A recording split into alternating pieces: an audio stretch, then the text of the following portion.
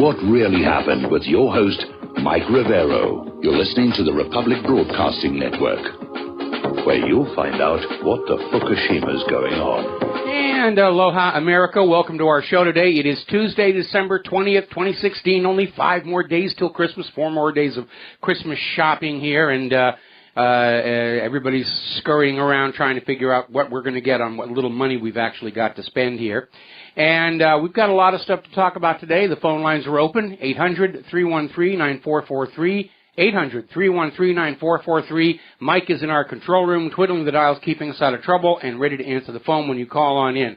It is also obvious today we are exactly 1 month away from the inauguration of Donald Trump as the next president of the United States of America, and I'm sure a lot of people are breathing a sigh of relief that all this liberalologist nonsense appears to be over. Appearances can be deceiving, however.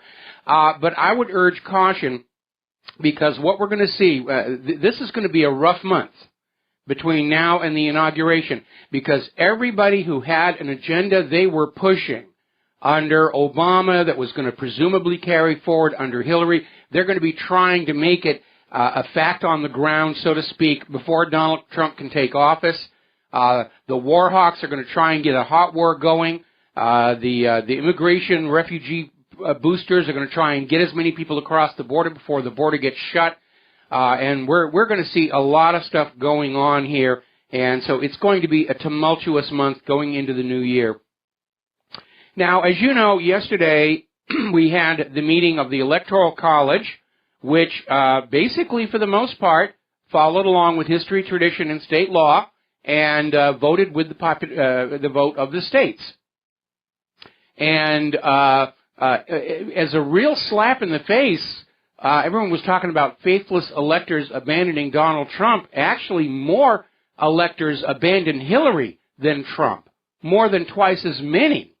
And I don't know, I guess those vote your conscience signs kind of backfired, because the Democrats were looking at those and saying, yeah, I'm going to vote my conscience. I know about Hillary's and Bill's crimes and corruptions here, and I just can't bring myself to do it.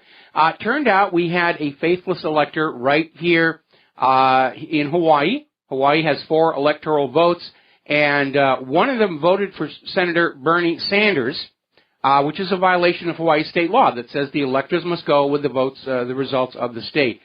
So we had a faithless elector out here. And so Hawaii is still a blue state, but it's not as blue as it used to be. Interesting little video we posted to the front page of whatreallyhappened.com. A Hillary supporter was in the room when they were counting the Wisconsin electoral votes, and of course it came out Donald Trump, and she just goes ballistic, and she's shrieking and jumping up and down, and security's trying to get her, and oh, I'm crying. Quick, give her a puppy, give her a kitten, give her some Play-Doh. Take her to a safe room or something. And it's just hammering home the fact that Hillary supporters are children. They're spoiled brats, where if they don't get what they want, they're going to break things. They're going to act out. And it underscores the fact that Hillary Clinton was running her support base as a personality cult. And that's where it gets really dangerous. I'm waiting to start hearing about people committing suicide because Hillary lost. The fact of the matter is that all of these stunts that Hillary's people have pulled, the riots, the recount, the death threats to the electors, which, by the way, are federal crimes, and Loretta Lynch doesn't seem interested in following those, none of it worked. The screaming about Russian hacking didn't work. Just failure after failure after failure after failure did not change the outcome of the election, but in the process, they have destroyed the image of the United States of America as a democracy around the world. And we'll be decades recovering from that. One way that we can recover our image and our reputation is to completely toss out our current election system and replace it with something that is really open, really transparent, really verifiable. And that means no more of these electronic machines, no more tabulation centers. The ballots are counted at the polling places, and the numbers are published in the newspapers so everybody can track those totals all the way up to the top to make sure they're not being changed. and anybody with a calculator can verify the totals for themselves. This is a system that is going to have hundreds of millions of Americans acting as election overseers, as opposed to our current system, which is clearly designed to facilitate and conceal election fraud. And we've got a chance to change the system because we now have a president who was the victim of this election fraud, and he's going to want it changed before he runs for re-election in 4 years. So we can actually do some good there, and that's certainly where I'm going to be focusing my efforts in the coming years. So we're seeing a story that came out of RINF.com on how Hillary Clinton supporters need to quit whining about the Electoral College. Now, back when they were stealing the nomination from Bernie Sanders to give to Hillary, and Bernie Sanders kept winning the popular vote, but somehow Hillary got all the delegates, we didn't hear anybody saying, well, why aren't we going with the popular vote? Why are we going with this machine system? Well, because the machine at that point was working for Hillary Clinton, so nobody was going to question it. It was only when Hillary started to lose that they started screaming, it's unfair! It's unfair to us! She won the popular vote! And of course, that is about as supportable a statement as Russia hacking the election. Because we don't know what Hillary's actual legal vote totals are until we find and subtract all the non-citizens who voted, which are estimated to be at least 3 million, according to votefraud.org and truethevote.org. There's all the dead voters. And remember, the recounts up in Michigan and Wisconsin backflashed onto Hillary because they uncovered massive evidence of election fraud, all of it favoring Hillary Clinton. The reality is that Hillary may have just set on out to steal this election, not even try and run an honest campaign. That would certainly explain her not bothering to show up at these rallies, or having rallies that were just, small little gatherings of selected people as opposed to Donald Trump stadiums. She wasn't concerned about actually winning real votes because she was manufacturing them out of all the refugees and the illegal immigrants in the electronic machines. And by the way, so far, every request to audit and examine the electronic voting machines is being rebuffed. No, you can't look inside there. You can't look inside that machine and see if the code was altered. What's wrong with you people?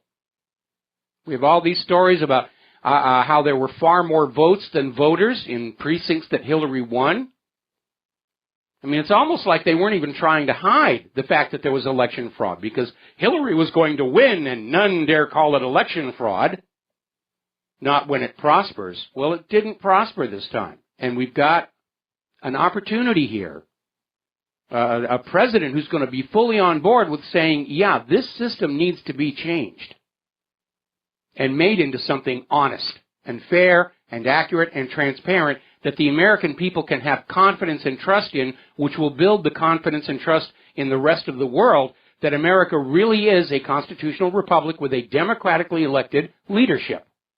And not just another tin pot dictatorship with pretensions of democracy to try and look good. We're going to do a shout out now to our on-air affiliates who are just now rejoining our network. And the blame game is continuing. It's Russia's fault. It's Comey's fault. It's the fault of angry white men. That's Bill Clinton's new thing. It's the angry white men that defeated Hillary Clinton. How dare they? And apparently the liberals are all walking around imagining that this would be a perfect world when all the white men are sent to the gas chambers or something. I mean, you look at some of this white bashing that's going on in the media, like even MTV is in on this. If they were picking any other ethnic group, they'd be called racist and there'd be huge amounts of criticism. But for some reason, it's open season on white people. You go over to Wikipedia and you look up the definition of black power, and it says it's a movement by which blacks will learn to respect themselves and take pride in their ethnic heritage. Then you look up brown power, and it says it's a movement for Hispanics to take pride in their heritage and feel good about their ethnic group here. Then you go over and look up white power. It's a bunch of racist supremacists. I mean, the bias is in there. And that is also part of that globalist new world order, because they need to blend everybody together into this formless mass of humanity with no clear idea of who they are. because people with a strong sense of identity and place are much harder to control and manipulate than people who wander around not even sure what restroom they're supposed to be using today. Now, Morning Joe actually came out with a very cogent observation about the Democrats, Hillary supporters, the liberals in general, just running around trying to find a scapegoat for why she lost and continuing to avoid taking any responsibility for what the liberals have done politically and certainly what the Clintons have done criminally. And, of course, the corporate media is fully on board with all of this blame Russia, blame Comey, blame the FBI, blame the independent media, because when that long list of Clinton crimes comes on out, the corporate media is going to be seen as an accessory because they refuse to report on this information all along. They were covering up for the Clintons for the last 30 years. And I got a taste of this myself 22 years ago, going on 23 years ago now, when I just by accident stumbled over evidence that there was a cover-up in the murder of White House Deputy Counsel Vincent Foster. And I had friends at the local network affiliates. I was in the industry. I was working at all of them. And I went on over to people I knew in the newsroom and I said, you got to look at this. And they said, I can't touch it. They already knew. They already knew Vince Foster had been murdered. It wasn't a suicide. I can't touch this. It's my job. And then that's, of course, when I got blacklisted out of Hollywood.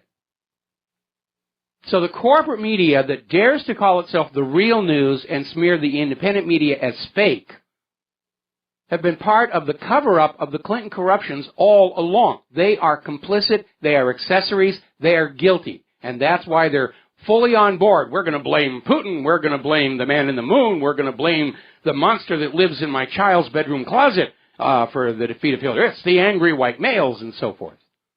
And the more they do that, the more obvious it becomes to everybody that Hillary's people and the corporate media are avoiding something.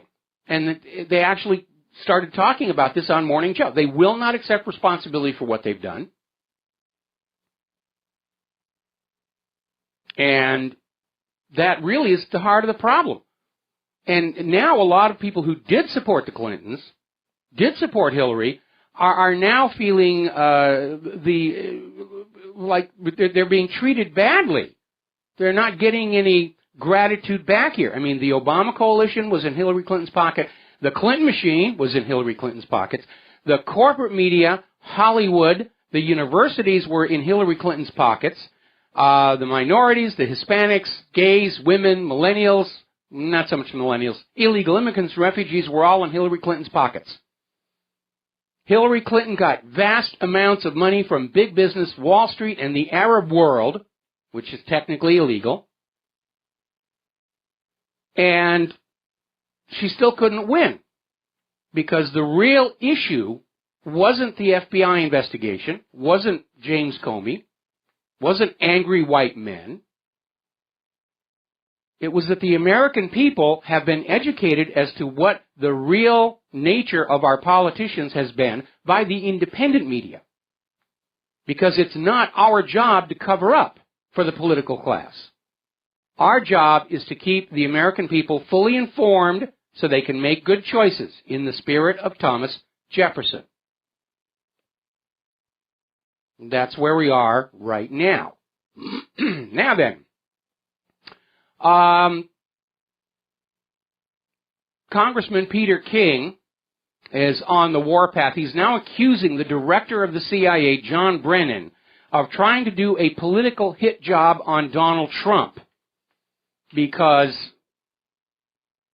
the CIA refused to show up when asked by the House Intelligence Committee to show what proof they had of Russian hacking, and instead of going through Congress, which is what they're supposed to do, bypassed Congress, went around them, and just were feeding leaks and propaganda to their assets in the corporate media. They were operating outside the normal methods that they're supposed to follow, and that's why it was and clearly a political hit job. And it's not that the CIA really loves Hillary Clinton, it's that Hillary Clinton has the CIA by the short and curly hairs because of all that cocaine smuggling all the way back in Arkansas, under then-Governor Bill Clinton, guns down to Nicaragua, cocaine coming back.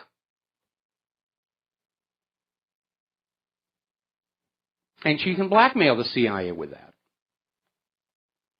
Now, a lot of presidents have tried to rein in the CIA. John Kennedy was one. We think Donald Trump's going to be another. But if the American people all of a sudden wake up and realize what the CIA has actually been doing, torturing people to death, smuggling illegal drugs into the country to sell to our children, with that much public support on his side, Trump could actually do it.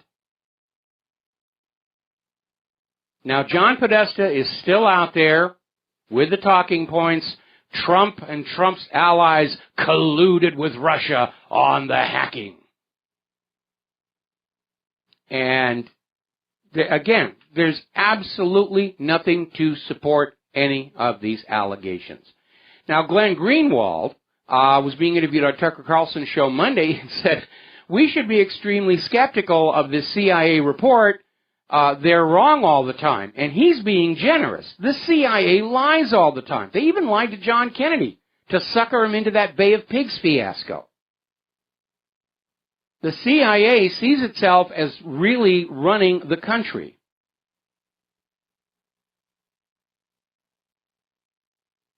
All right, we're going to take a phone call here. Dustin in New Jersey. Aloha. Welcome to the show. What's on your mind? Yeah, hi, Mike. I wanted to talk about the Russian ambassador, but before that, take things with the Fox News with a grain of salt, because they all got their own agenda. They're still bashing Russia on there, you know? Oh, yeah. The orders have gone on. Like I said, we've got 1 month until Trump takes over with his let's calm down the war policy and let's stop the covert overthrow of other countries. And by the way, it looks like they're putting pedal to the metal in Poland now, trying to trigger a color revolution there before Donald Trump can take office. So, yeah. Did you notice? Go ahead. Did you notice that woman in Wisconsin? She was wearing purple, and a couple people wearing purple. Yeah, that's sort of become the new color code. I stand with the Clintons in wearing imperial purple. Well, I guess they can put the imperial purple away now because, Hillary does not have a path to the White House at this point. There is nothing they can do. I think this lawyer whose past career is basically claiming that artwork was stolen from Jews during the Holocaust, and he sues to get it returned to people who claim to be the descendants of those victims. That's his entire career. But he sued for the actual documents leading to that warrant to search Anthony Weiner's laptop. And I think what they're trying to do is build a case to say the FBI was doing a political hatchet job on Hillary that influenced the election, therefore the election should be reversed. I mean, it is desperation on the cusp of madness, and it's not going to work because they released the documentation and there's nothing in there to indicate a political motive. The FBI got word from the New York authorities who were investigating Anthony Weiner over his still apparent continuing practice of sending sexual messages to underage girls. And they spotted these emails on the hard drive and said to the FBI, there are State Department emails on this private computer. What do you want to do? And the FBI said, we have to take a look. And it's not like Comey really had a choice. I mean, if he had said no, bury it, that would have been just as bad. Hey, Mike, on the Russian ambassador, I don't know if you reported on this yesterday about the consulate worker in Russia getting shot and killed, I believe, also, which is another coincidence. I think we're going to talk about this later in the show, but I think he was head of a department in the Russian, one of the Russian ministries, sort of mid-level executive, and he was found shot in his home in Moscow, bullet to the brain. And I don't know what that means yet, but there's all kinds of possibilities. Dustin, hang on to the phone. I'm going to come back to you after these few words. And aloha, America. Welcome back to the show here. And we're talking with Dustin in New Jersey about this Russian official who was killed in his home in Moscow just hours after the assassination of the Russian ambassador in Ankara. And apparently this guy, Peter Polshikov, he was 56 years old. He was the head of a Russian Foreign Ministry department, and he was shot in the head, and it's kind of hard to figure out what's going on. Is it a coincidence? I don't know. In this world, there don't seem to be a lot of coincidences. It could have been a message to Putin. We can strike at you from inside of Moscow, maybe trying to provoke Putin. And he has been provoked, but not in the direction that all of this wanted to go. So, like I said, it is going to be a rough month between now and the inauguration. Hey, Mike, I just got one more question. There was a video on YouTube. I don't know what year it was from. I watched it a while ago about, you ever heard of Total Energy? No, does not ring a bell. It's Total or Total Energy. There was an interview with a gentleman. He basically said that when Assad, before the so-called civil war overthrow, there was a meeting with Assad and Sarkozy about the pipeline getting put in. And, you know, remember, Syria used to be a colony of France, right? Yes. So Sarkozy supposedly told, they're going to split the percentage, like they would get 30 and France would get 70. And supposedly Assad said, we're not a colony anymore, go F yourself. And then in return, Sarkozy said, well, in that case, we're going to burn your effing country to the ground. Now, if you take that word, plus France has been arming a lot of the moderate terrorists with their weapons and throw in NATO and all these other countries, Saudi Arabia. I mean, France is a dangerous country also. I mean, yeah, they are, and I didn't know the name of the energy company, but I'm familiar with the dispute over the pipeline, and the issue was that Sarkozy basically came on down and said, you guys are going to build us a pipeline, and when you use it, we get the lion's share of the profit. That was one issue. The other issue was this pipeline was going to bring oil from the Golan Heights for sale in Europe, and Israel was going to get that money because Israel's already in there. They've been handing out drilling licenses to companies to harvest Syria's oil from underneath the Golan, even though that's technically still Syrian territory. It's a violation of international law. And, of course, Assad is not going to allow a pipeline across Syria to allow stolen Syrian oil to be sold to Europe by Israel. And when Sarkozy said, we'll burn your effing country to the ground, he didn't mean we, just France. He meant this entire Western NATO oligarchical, we're going to conquer the world and wring every last penny out of it we can group. Exactly, Mike. This is a global oligarchy. People need to realize that it's not just about the U.S.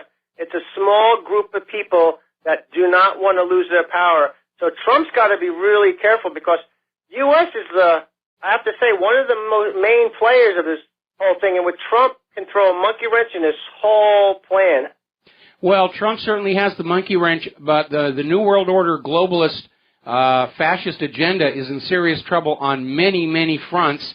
All these networked private central banks are starting to come apart. The refugee crisis in Europe is exploding. That's going to tear the EU apart.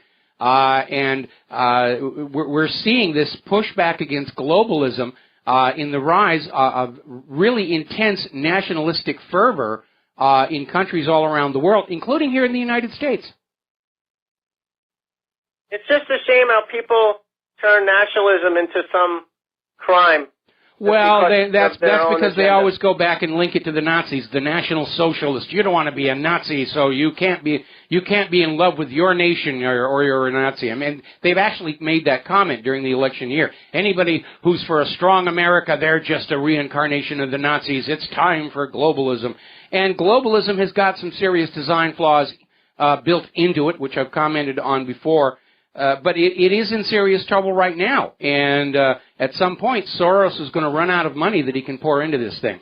Dustin, we're going to let you go here, take another break for commercials. We've got another caller waiting on the line, and we'll be right back. And aloha, America. Welcome back to our show here, and we're going to go to Steve in California. Aloha, Steve. Welcome to the show. What's on your mind? Well, I know that there's no way for Hillary to get in the White House, but I can't but wonder what kind of trickery is going to happen on inauguration with Michael Moore saying, calling on protesters to disrupt. And if that actually happens, couldn't they charge him with inciting a riot? Yeah. The problem is all this year we're seeing the liberals violate law after law after law after law, and Loretta Lynch sits up there at the top of the Justice Department saying, no, we're not going to, it's not prosecutable. Hillary being a spy, we're not even going to bother with that, but we're going to sue those global warming deniers out of existence. And, it's a habit. All these people who are threatening the electors with death, that's a federal crime. None of them are being arrested or prosecuted. We're evolved into this two-tier society where if you're with the liberals, you can break the law, and if you're friends with the CIA, you can smuggle and sell drugs, and the police will never touch you. Well, that's a good way of saying it, is the two-tier system. That's exactly what we have. We've had this for a while, the two-tier system. Yes, we have. And that's not what the United States is supposed to be. This nation was founded as a nation of laws, with the laws applying equally to everybody, from the gentleman painting the stripes on the road outside all the way up to the president themselves. They are bound by the same laws, or they're supposed to be. And if Loretta Lynch isn't prosecuting those people who threaten the electors, if she's not prosecuting Michael Moore for incitement to violence, then she is not doing her job. Of course, she probably understands her job only has about another month to run. Right. Hey, thank you, Michael. All right, thanks an awful lot. We're going to switch over to Dorothy in Pennsylvania, and then we're going to do some more news. What's on your mind? Hi. Hi. Hello? You're on the air. Okay, sorry, there was a glitch there. Aloha. Aloha. Aloha. Melikilikimaka. Right back at you. I've tried to learn that phrase, and I just can't do it. You say it too fast. It's two words. It's mele, which actually means singing in joy, and then kalikimaka is the Hawaiian sort of attempt to say Christmas. Kalikimaka begins with a K. Oh, kalikimaka. That's it. Mele kalikimaka. Or I can say baso shiont. Oh. Anyway, what's on your mind? We're wasting enough time of our listeners' ears here. What's on your mind? Okay. I'm sorry. I'm very active on lots of levels, and I'm against Common Core. Yes. Now, I gave in the assistant superintendent, and the superintendent wanted to meet with me several times, and I finally agreed. I went today. Apparently, there are no liberals in any of our school systems. Okay. I was surprised. I was like, "Excuse me?" And they go, "Oh no, there are none." So there was all this BS going on, and it was basically an hour and 40 minutes wasting of my time. And I do on the local level nonviolent protest through noncompliance. It's a Gandhi thing, but my moral obligation is to let other people informed know what's going on the local level. Now, they also called me in because I insulted the teacher, one of my students' teachers, because I said that there's indoctrination going on in our school that is of the likes of the Nazi youth indoctrination program of the 1940s. It was just a comparison. They wanted me to give an apology. And I got so frustrated, I stole the line. I said, if she's that insulted, she ought to have some Play-Doh and some safe place. Okay. Because I'm not going to apologize. I'm sorry, but I'm not going to apologize for something I have no apology for.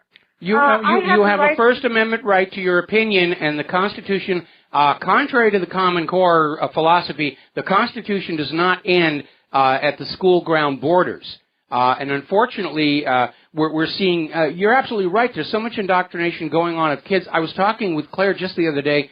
We have a lot of kids, and we see them coming home from school. They're all wearing these neck things with the plastic security cards on there, and, getting them used to the idea that they have to have visible ID, or showing to authority as they go through life. And it strikes me as just a little bit weird. I mean, I understand when I worked for NASA, on the space program, you had security tags to show that you were supposed to be there. But now they're doing it with the kids in the school, and are you authorized to be here? And no, I'll go home if you want me to. It really is silly.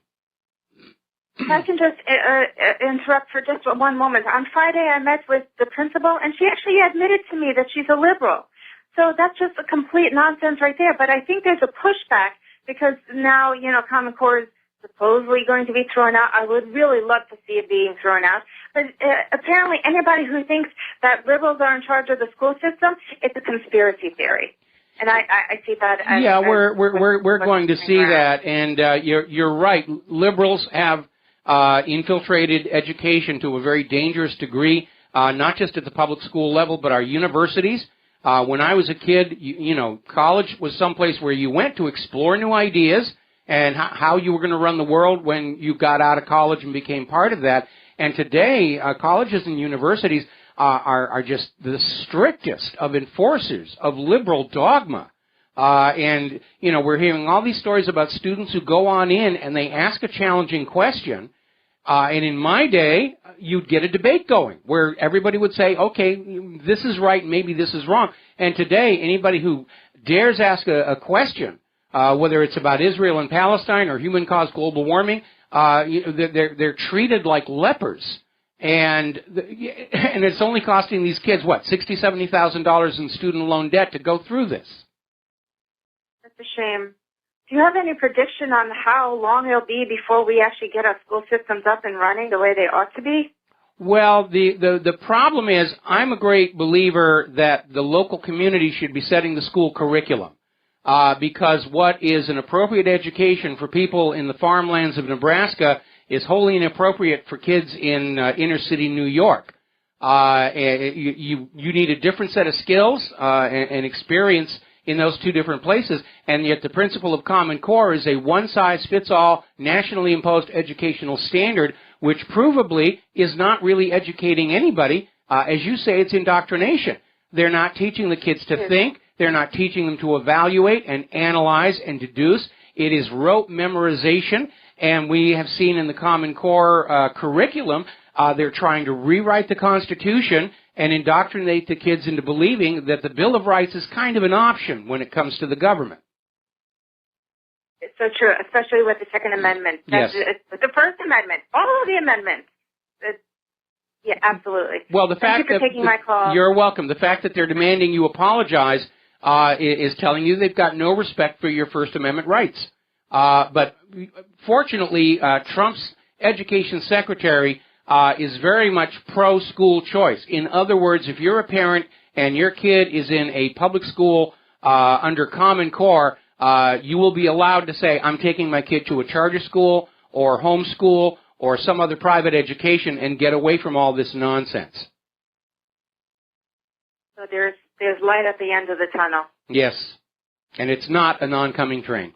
All right, Dorothy, thanks an awful lot. We're going to let you go here. We got a bunch of news we need to get through today here. Getting on back to this Russian media hack nonsense, which was the latest in a long series of out-of-the-thin-air excuses why we should throw out the constitutional system and anoint Empress Hillary I. And it's yet another media failure. It is seen by the vast majority of Americans as just another lie by corporate media. And polls are showing that the majority of Americans didn't buy into this stuff about Russia hacking the election. The numbers were pretty grim here. Even Politico, with its liberal bias, could only find 29% of respondents saying that we know that Russia hacked the hacking cyber attack somehow impacted the U.S. election.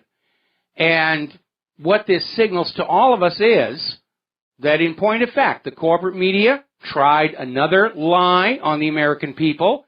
It cratered, and as a result, the corporate media has lost even more of their credibility. And here's the trap they're in. Their business model constrains them to lie to you. That's what they sell. That's what they're paid those big fat paychecks to do. And they can't regain a reputation for honesty and truth and fairness by continuing to lie, but they can't stop lying. And that's why they're trapped. And 2017 is going to be the year that the corporate media sinks into history, and the independent media, a distributed, diverse citizens media, is going to take its, has already taken its place. We're the Vox Populi now. And the beauty of it is there are hundreds and hundreds of us out here. We can't all be co-opted. We all have different points of view. And you, the American people, can go from website to website to website to radio show to radio show to radio show, and you can pick and choose what makes sense to you. And out of all that diverse and conflicting information, you can come up with your own conclusions. And you should trust your own conclusions. You should trust your own analytic ability. Don't trust the fancy talking heads and the tightly clothed girls on the corporate media. Trust yourself. Learn to trust and believe in your own ability to see through the nonsense and figure out what's going on. A skeptical people are a free people. Believers are slaves. Now, Paul Craig Roberts is out there with a couple of articles, and he's saying only a counter coup can save American democracy, because he's out there warning that despite the election result, the inner circle, the establishment, is still trying to figure out some way they can move along this path toward a global new world order, a war with Russia, and Paul Craig Roberts is correct. We won this battle, and we should rightly celebrate that, congratulate ourselves, but the war is still on, and we need to remember that. This is not over. Our work is not over with Donald Trump's inauguration. It is just beginning. What Donald Trump represents more than anything else is an open door to a better future. But we're the ones who are going to have to step through it and bring about that change, whether it's honest and fair elections, a more equitable and balanced and honest economic system, an end to constant wars for profits that kill and cripple our children. We're going to have to make that happen. But Donald Trump is going to have that open door that we can step through into that future. Now, Paul Craig Roberts is also out with another article. As the coup against Trump fails, the threat against his life rises. Yes, it is a very real danger. And he goes on out there pointing out how the use of the prostitute media to deny Trump the nomination failed. The use of the prostitute media to deny Trump victory in the presidential election failed. The vote recount failed. The threats against the Electoral College failed. The Russian hacking story failed. But they're not going to quit. They're not going to give up. Now, I do disagree with Paul Craig Roberts on one issue. I think there was a threat to Trump all along, and I think that Trump, at least in the immediate time span, was greater before the Electoral College. Because if Trump had been assassinated before the Electoral College could have handed the election to Hillary. And nobody could have said, well, there was nothing else you could do. Now that the Electoral College has voted, if anything happens to Donald Trump, Mike Pence becomes the president.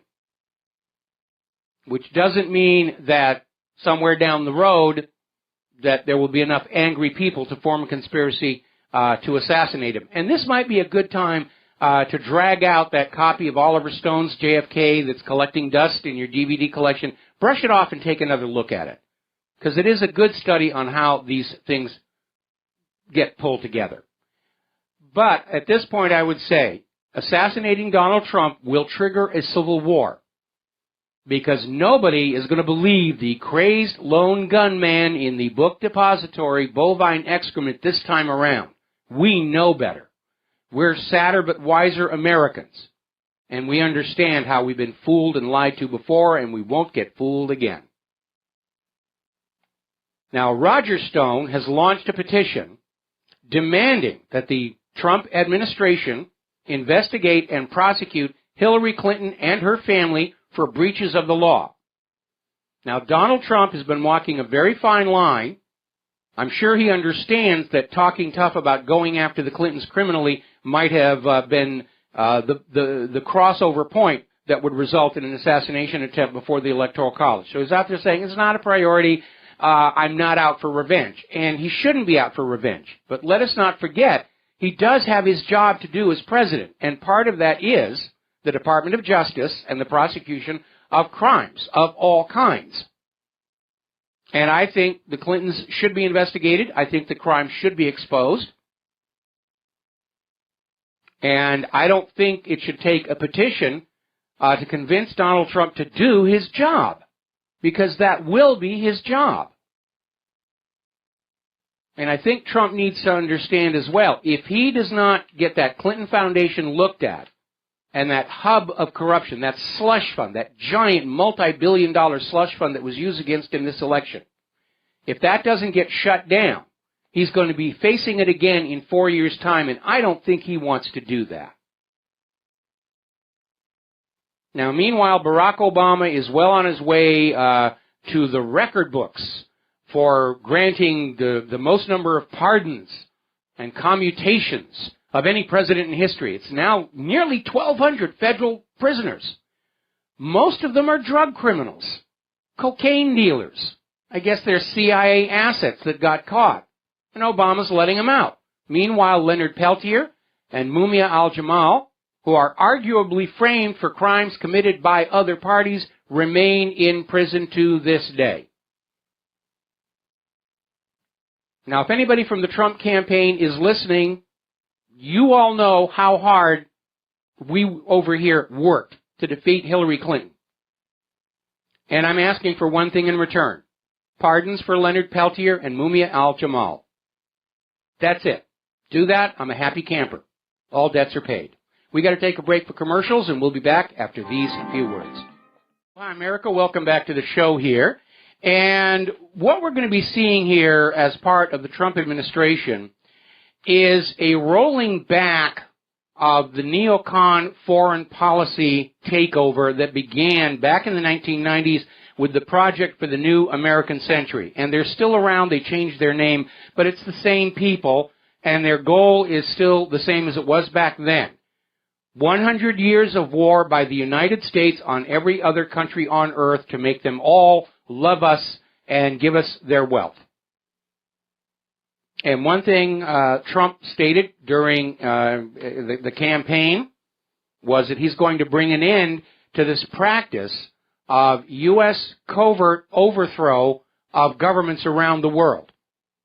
And there's a very good reason to do that. It is these covert overthrows that have made America so hated around the world. Remember when George Bush was up there and saying, why does everybody hate the U.S.? Well, they hate us for our freedoms. They hate us because we've got Disneyland. They hate us because we've got Miley Cyrus and her wrecking ball. And, that's the reason they hate us. No, they hate us because they'll be going around their ordinary, everyday lives down at the marketplace in their local village, and all of a sudden, out of nowhere, there's a horrendous explosion, and people that they have known their entire lives are in bloody shreds around their feet, and the shrapnel is stamped "Made in America." That's why they hate us.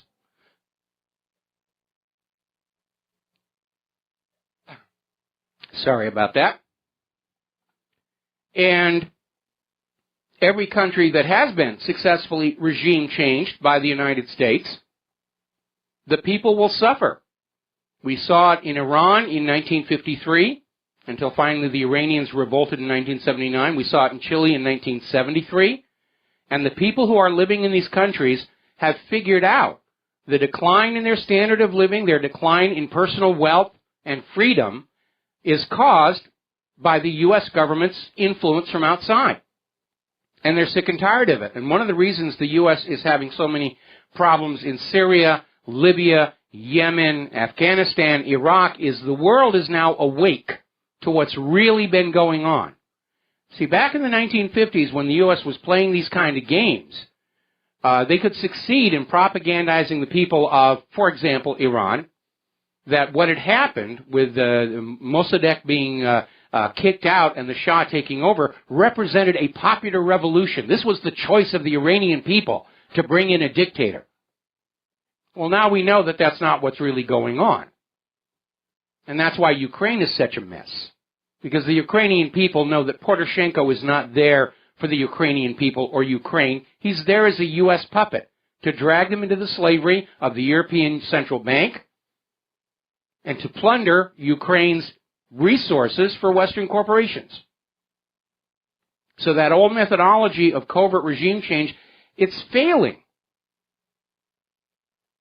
And that's why the neocons are out there saying, all right, we can't do it gently, we'll do it the hard way. Send in the tanks, send in the stealth bombers. But we're going to see a reversal of that under Donald Trump, because Trump wants to do business, trade, peace through commerce. It's a good model. It's harder than war. That's why the war hawks hate it. We'll be right back. And aloha, America. Welcome back to the show here. And as we reported earlier, there was this lawyer who filed a lawsuit to force the release of the documents leading to the FBI search warrant of Anthony Weiner's laptop. And basically stated they were trying to find evidence that somehow Donald Trump influenced FBI Director Comey to launch this new investigation of the laptop at the perfect timing to cause harm to Hillary Clinton here. It's desperation on the cusp of madness here. Now, the documents were released today. A higher court did not intervene, and as it turns out, there really wasn't any reason to. The documents are highly redacted, but while names have been protected, there's nothing in there to indicate any outside influence. The probable cause was generated by the New York Police Department, which was already investigating Anthony Weiner over his habit of sending sexually explicit messages to underage girls. And in the course of analyzing the laptop for these messages, they stumbled over State Department emails, which aren't supposed to be there on this private laptop, even though previously it was owned jointly by Huma Abedin and Anthony Weiner. But it's now Anthony's, and the material shouldn't be there. So the New York Police Department called the FBI and said, we've stumbled over what appear to be a whole batch of these mails. Do you want to look at them? And let's be honest, Comey couldn't say no. Because if that ever came on out, oh, he's covering up for the Clintons, he's covering up for the Clintons. He was between the rock and the hard place. So I said, yeah, we're going to have a warrant, we're going to take a look. And that was basically it. It's not like Comey had any choice. But what we need to remember here, I think they're using this laptop thing to try and discredit the FBI investigation, probably to protect Hillary, because that's her worry now. Getting into the White House is not on her plate right now. Staying out of jail is her all-consuming passion right now. And so all this talk about the FBI and Comey and they're all bad people and so forth is an attempt to discredit any investigations and possible prosecutions coming on up. But we should always keep one fact in mind. If Hillary Clinton had been playing by the rules, there would not have been an FBI investigation in the first place. And this is another example of Hillary refusing to take responsibility for her choices.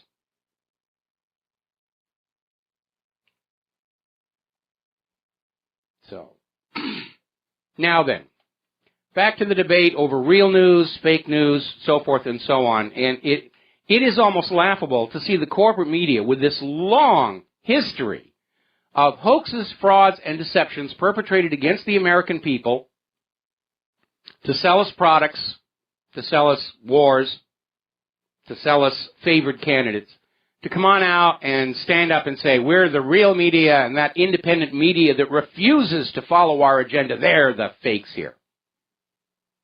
And corporate media, for as one example, parrots the U.S. government claim that we have a 5% jobless rate. Now, to their credit, CNN actually did run a story once mentioning that there are, in fact, at the time, 80 million Americans out of work. But mostly they just go along with it. Oh, we've got, the economy is great, the stock market's soaring, we've got a 5% unemployment rate. And of course, again, going on back to the long history of the Clinton crimes, the corporate media were covering up for them. Even when some of these crimes came very, very close, to breaking into scandals, the media just looked the other way. Chinagate is a good example. The corporate media, the network news, hardly touched on it. And when they did, it was, it's just, it's the vast right-wing conspiracy. Now, we know that all of the stories about Saddam Hussein's weapons of mass destruction told to us by that corporate media were fibs. They were lies. And none were ever found following the invasion. The corporate media ran these photos of these trailers that were found in Iraq that were declared to be portable biological weapons laboratories. And they weren't. They were hydrogen generators to inflate weather balloons. And our government knew it because Great Britain made them and sold them to Iraq. A little bit of digging made it very obvious it was another lie. And now we have another one. Apparently, Egyptian police have arrested a photographer who was making phony staged pictures of wounded children in Aleppo, which went viral on social media and all over the corporate media to show the humanitarian crisis being caused by Russia and the Syrians in Aleppo. And it was all fake. And the Egyptian police have arrested this guy, and I hope they give him the treatment that he deserves. Faking photos, making propaganda. Reminds me of that line out of the movie V for Vendetta, where they're dealing with V's first attack in the media. And the executive is there saying, we're not here to manufacture the news, that's the government's job. And we all laugh because we understand that's really what's going on. We're going to do a quick shout-out to our on-air affiliates who are rejoining our network just now. And then I want to move on to this very weird story that came out in the New York Times. The Times. Will Trump play spy versus spy? And the article basically was going on about how Donald Trump shouldn't go up against the CIA. He should listen to them. He should take their advice in the briefings. He should never question them when they say that Russians were hacking the election. And here's where it gets kind of weird. The online version didn't have this. But in the paper published version, and we've got a picture of it on the front page, there's a little slug line in there saying, presidents who sideline the CIA do so at great risk, which seems to be bordering on a very subtle threat of assassination. All right, we're going to take a phone call here. John in Barbados, aloha. Welcome to the show. What's on your mind? Aloha, Michael. Aloha. Thanks for having me on again. Mm-hmm.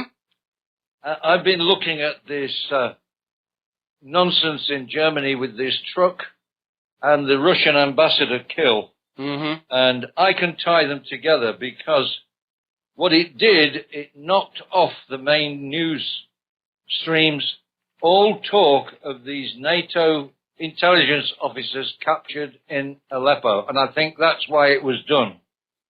Because there is a district, small district of East Aleppo that is still under Takfiri control. And I believe there is a whole bunch more of these people tied in that small area.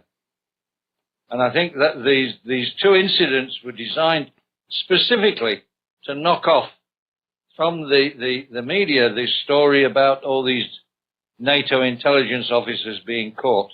It could very well be, because the corporate media has certainly been giving the assassination of the Russian ambassador a huge amount of cover. And as far as I can see, the TV news networks have not even mentioned all of these NATO personnel who were caught in Aleppo by the Syrian forces. And now the Syrian government has officially announced their capture as well and provided their IDs. Now, Syria, of course, is playing nice.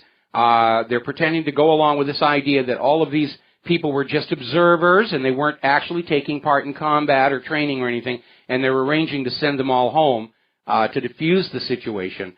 But it looks to me like there's definitely going to be an effort to try and kick up a hot war someplace and then hand it to Donald Trump to deal with. I believe, you know, that is the case. Looking at all the... I mean, they still have not relinquished this idea that Russia, influenced the election. I mean, Russia didn't force Hillary Clinton to have a faulty email server in her closet in her home, did he? No, he didn't. I mean, these are all Hillary's decisions that she made. Again, it is hypocritical to be screaming about Russia influencing our elections when back when Boris Yeltsin won his re-election, it was done with U.S. assistance, and Time magazine bragged about it, how we helped Yeltsin win his re-election. So apparently, influencing elections is a good thing when we do it to other countries, but it's a bad thing when they do it to us.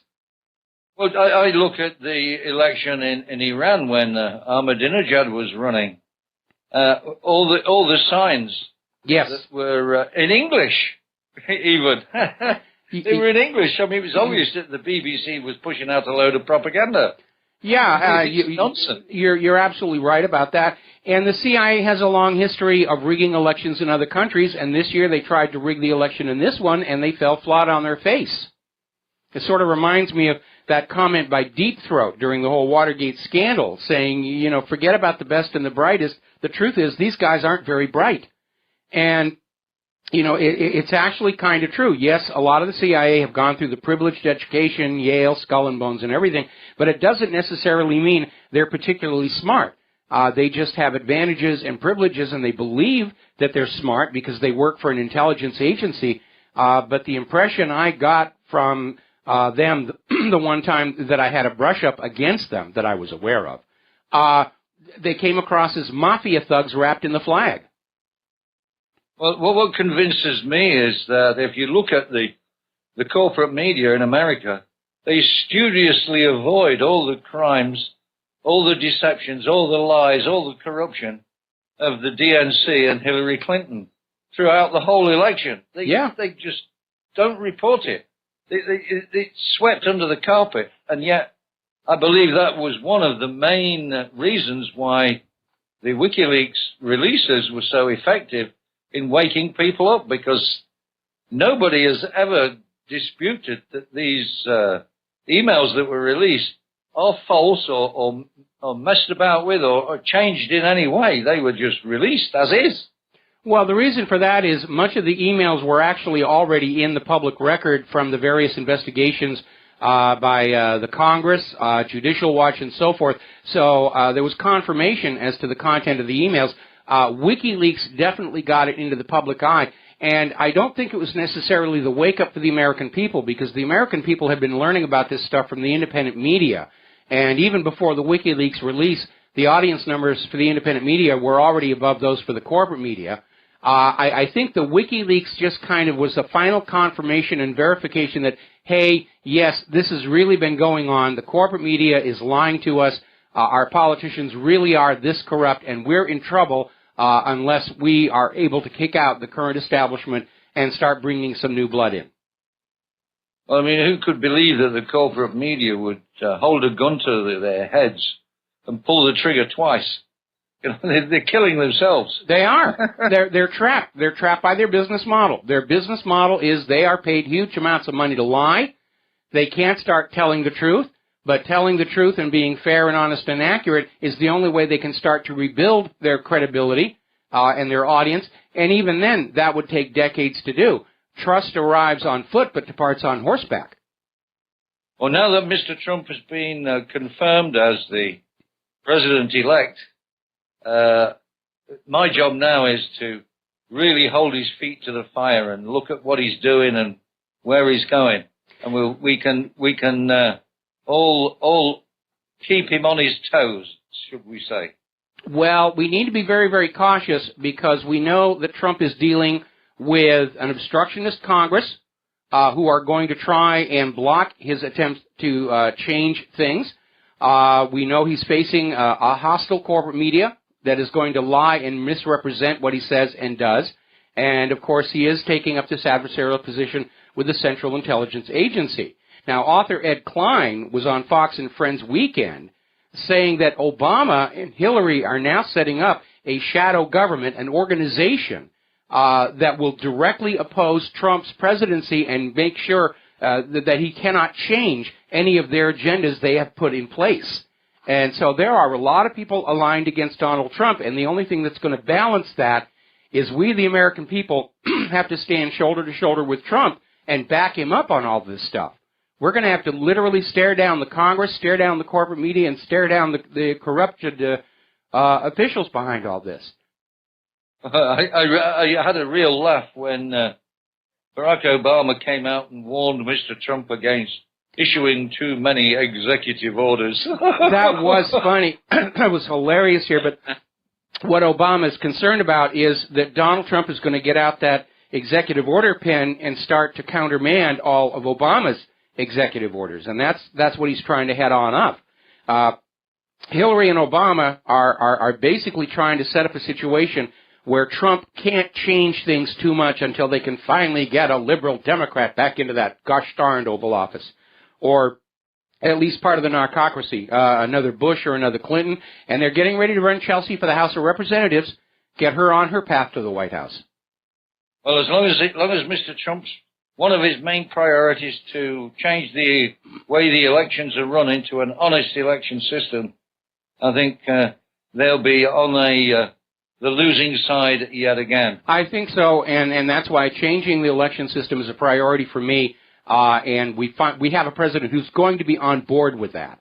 For the last 30 years, everybody who's been in power was the beneficiary of our crooked, rigged election system. Remember after the debacle in Florida in 2000, they promised we're going to fix it, we're going to overhaul it, it's going to be something you can trust. Nothing changed at all. They kept things just as they are because it works for them. Why does election fraud never prosper? Because when it prospers, none dare call it election fraud. Apologies to whoever said the original there. That's what's been going on. Now we have a president who understands the election fraud was working against him and will be working against him in 4 years' time unless it gets changed. And so I fully expect that those of us who want to see a total overhaul of the election system are going to get the cooperation of the White House on this. Well, I'm looking at this, recounts that Jill Stein, the backflash of the problems and all the fraud they found, and now state attorney generals are going to carry on the investigation. I think there ought to be an investigation in all 50 states. I think they're going to find that there was just a record-setting, massive election fraud on behalf of Hillary Clinton, and that she did not get anywhere near what she's claiming is the popular vote. Well, I also believe that is the case. So if we can spread that to other states, maybe call your attorney generals and your state legislatures and insist that they do a proper investigation of the way the election was run. I would dearly like to see that happen. But I know it's possible to have an honest, fair election system. I refuse to believe that the nation that put men on the moon can't have a foolproof, honest election system. And I've got a core methodology I've already laid out in one of my articles. And I'm not saying it's going to be absolutely cheat-proof, but it's designed to make cheating very hard to do and very easy to spot, as opposed to our current system, which is designed to make cheating very easy and very hard to spot. Yeah, I like the idea of the purple finger as well. Well, that's not original with me. They do that all over the Mideast, and it's a great idea, to prevent people from voting multiple times. Yeah, good idea. And it washes off after a few days, so. Yeah, it kind of wears out. It's a stain, but as your epithelial cells die and slough off and are replaced from below, the color eventually fades. At least you can say, well, I voted in this election, and it's amazing how few Americans actually voted in this last election. The percentage of eligible voters, who didn't bother to turn up for the polls is staggering. Well, and yes, it was really hard-fought election, but people just, I don't know what it is. Well, the same thing is happening in Britain. It's disenfranchisement with the entire system. That they're seeing so much election fraud. They're saying, why would I bother to vote? It's going to be stolen anyway, or the other alternative, I never vote, it just encourages the bastards. And, that's where a lot of that apathy comes from. We did have a high turnout. Could have been higher, but we did have a high turnout. Thank you, John. Going to let you go here. Take a break for commercials. We'll be right back. Aloha, America. Welcome back to our show here. And getting on with the news. First of all, I want to respond to John in Barbados. My opinion is that the motive for the assassination of the Russian ambassador was to try and prevent Turkey's pivot toward Russia, to try and derail the coming three-way talks about Syria between Russia, Turkey, and Iran, to which the United States is pointedly not invited. But there is no question the corporate media is focusing on this story so that it doesn't have to report on all these NATO personnel who were captured in Aleppo. Now, getting on back to the media here, the Dallas Morning News, throughout its 75-year history, has always endorsed Republican candidates for president. They broke ranks this year to endorse Hillary Clinton. And people are canceling their subscriptions, still canceling their subscriptions, and the editorial staff at the Dallas Morning News is out there whining and crying, well, we were standing on principles, and sometimes principles cost us money. I don't think principles had much of anything to do with it, or you wouldn't have been supporting Hillary Clinton in the first place. Now, turning over to the war zones here, Russia is saying that they are hoping that the evacuation from eastern Aleppo will be complete in the next 2 days. And Russia is talking already in terms of we, being Russia, Iran, and Turkey, working on a collective basis to bring peace to Syria. So far, more than 37,500 people have been evacuated from eastern Aleppo, despite attacks on the buses by U.S.-backed rebels here. Now, as I mentioned earlier to the caller who called on in, Syria has now officially revealed the information about these foreign intelligence officers in Aleppo. One was an American, one was an Israeli, and the rest are just spread out through all these other countries that are part of this coalition of let's go on in and mess up other people's countries. But again, there was an emergency meeting for the Security Council at the United Nations, and the official story is these were just observers. They weren't involved in the fighting. They're non-combatants. Syria is going along with it. They're not rising to the bait, and they're making arrangements to send these people home. Now, Russia, Turkey, and Iran are ready to be guarantors in resolving the Syrian crisis. In other words, Russia, Turkey, and Iran are coming on in and saying, we're going to settle this down. And this is okay with Syria. Because what they're really going to do is go after the remnants of the U.S.-backed terrorists who've been trying to overthrow Assad for 5 years. And this will be the United States' biggest military defeat since Vietnam. Obama does not want that on his historical legacy, so he's trying to find some way to push it off another month, and then it's Donald Trump's failure in Syria. More than simply being a black eye for America's military might, the loss of Syria is going to derail this entire plan for the covert conquest of the oil-rich Middle East. Now, remember back in, I think it was 2005, General Wesley Clark blew the whistle on this whole thing and said there was a plan to conquer all of the oil-rich regions of the Middle East, shackle them to the U.S. dollar to keep up foreign demand for the dollar, because there wasn't any other reason for people to be getting them. And there were 8 nations on the list, including Syria, culminating with Iran, which was scheduled to be invaded in 2008. We're obviously off that original timeline by quite a wide margin. Libya's a quagmire. Yemen's a quagmire. Afghanistan's a quagmire. Iraq is in turmoil. This is not really going very well at all. And the loss of Syria could put this whole plan into the trash can, especially with the president who's not all that hot and bothered to go on out and make war on other countries that he'd rather do trade with. Now, Russia is once again reaffirming the United States is not invited to any of the meetings with Russia, Turkey, and Iran to discuss what's going to be done in Syria. And mostly that's because they understand the United States' real agenda in Syria is still to get Bashar al-Assad out, and because of past performance, they know that nothing the United States government says should be taken at face value. We'll be right back. And aloha, America. Now, over in Ukraine, some of their officials in their government are hailing the assassin of the Russian ambassador in Turkey as a hero. He's a hero. He was willing to sacrifice his life, and so forth and so on.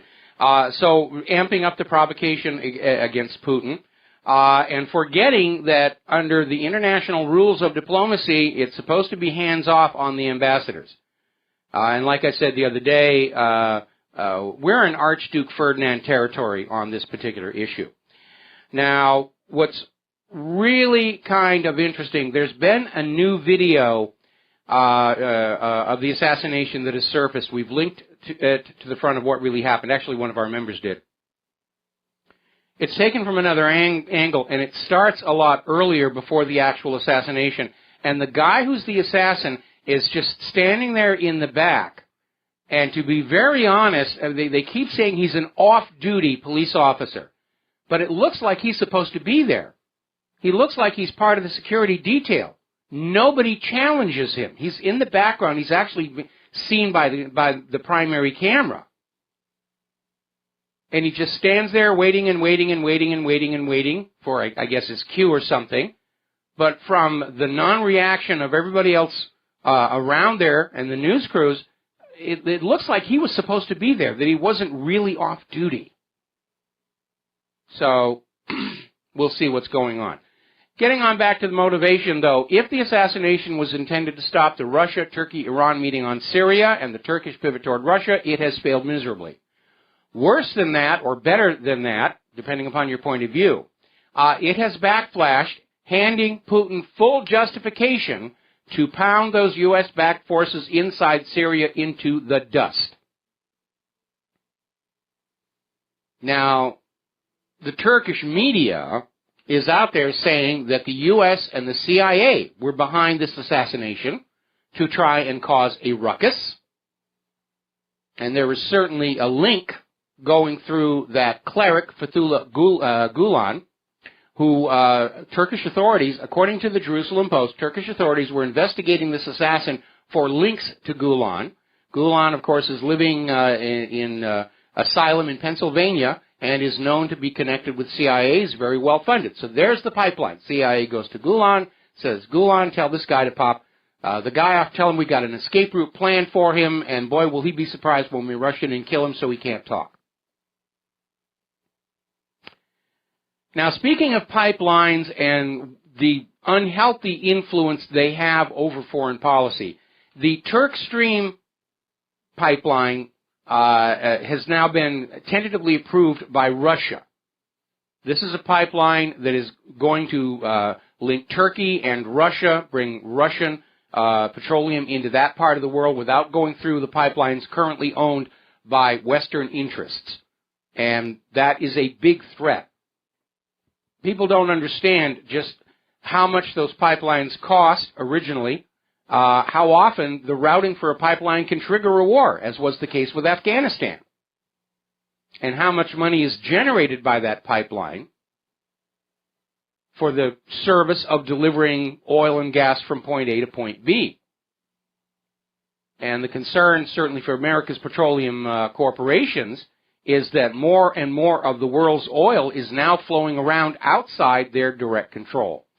Now, again, getting on back to this idea that we've got 1 month where we're going to see everybody trying to start a hot war to stick Donald Trump with, Ukrainian forces are preparing to launch an offensive in Debaltsevo.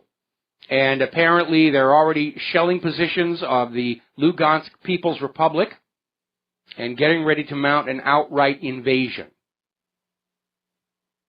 Now, Poroshenko himself is not doing very well for the Ukrainian people, but then no U.S.-installed puppet is supposed to. When you are living in a country that is ruled by a puppet government, you are expected to accept that your lifestyle will decline, your personal wealth will decline, your freedoms will decline.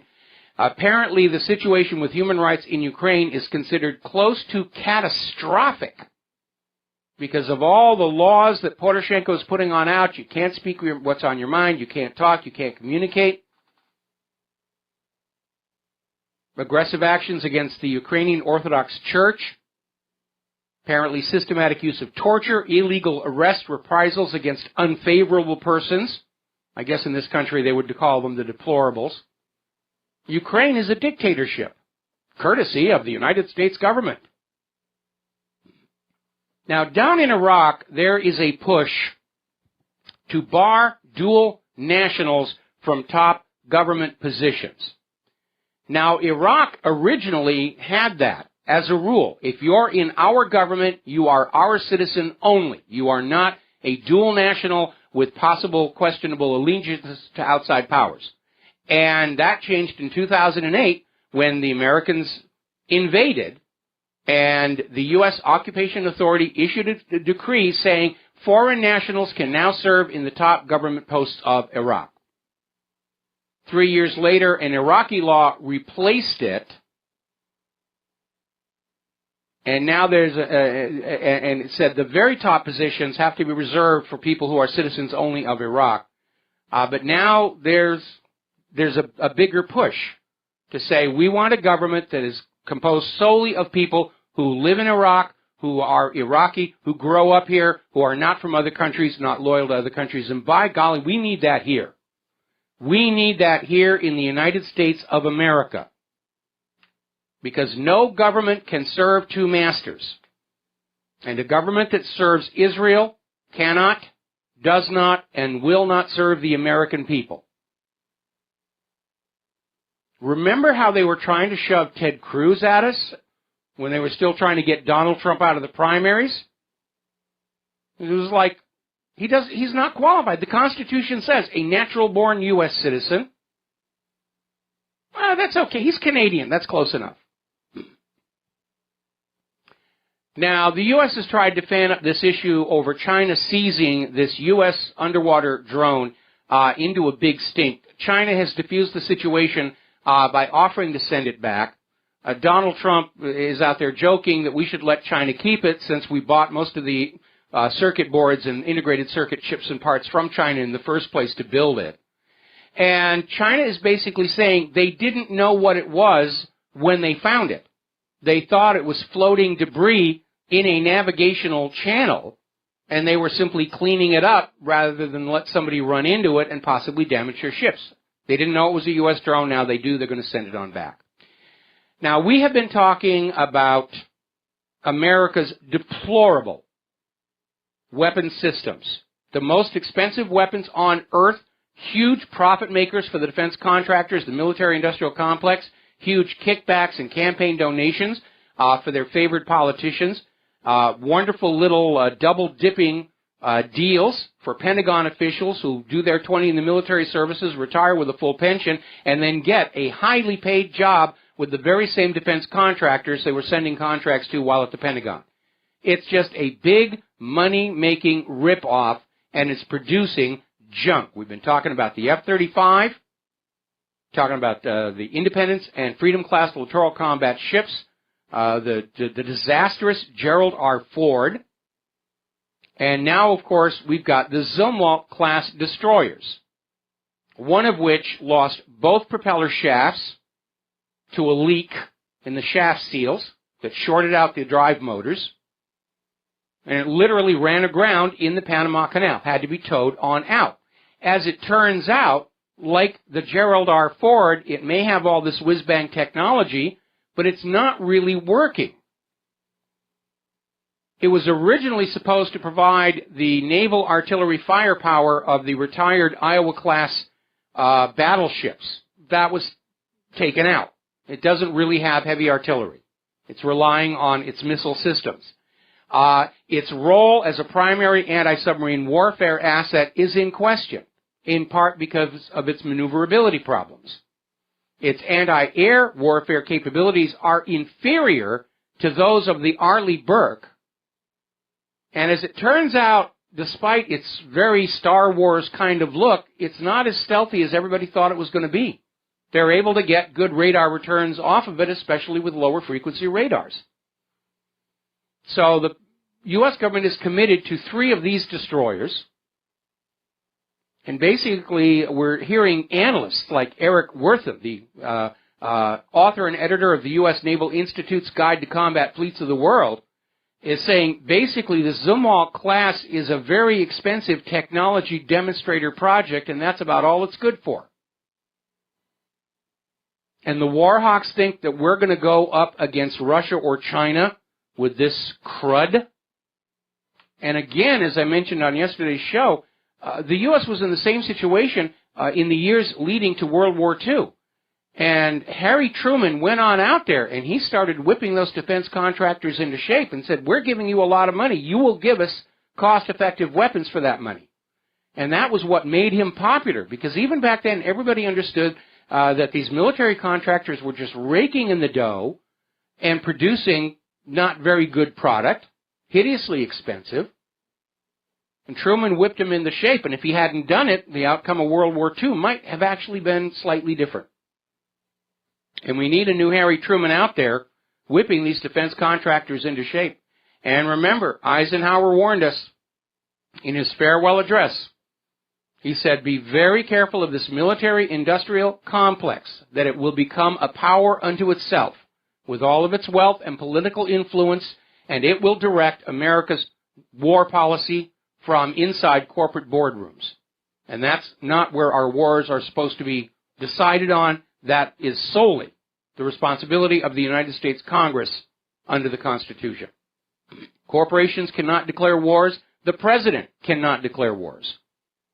The President can send U.S. troops into an emergency situation for, I think it's 90 days under the revised War Powers Act. But after that, he needs a declaration of war from Congress, or he's got to pull the troops back. Unfortunately, we've had way too many presidents in recent times who just go to war on the stroke of a pen.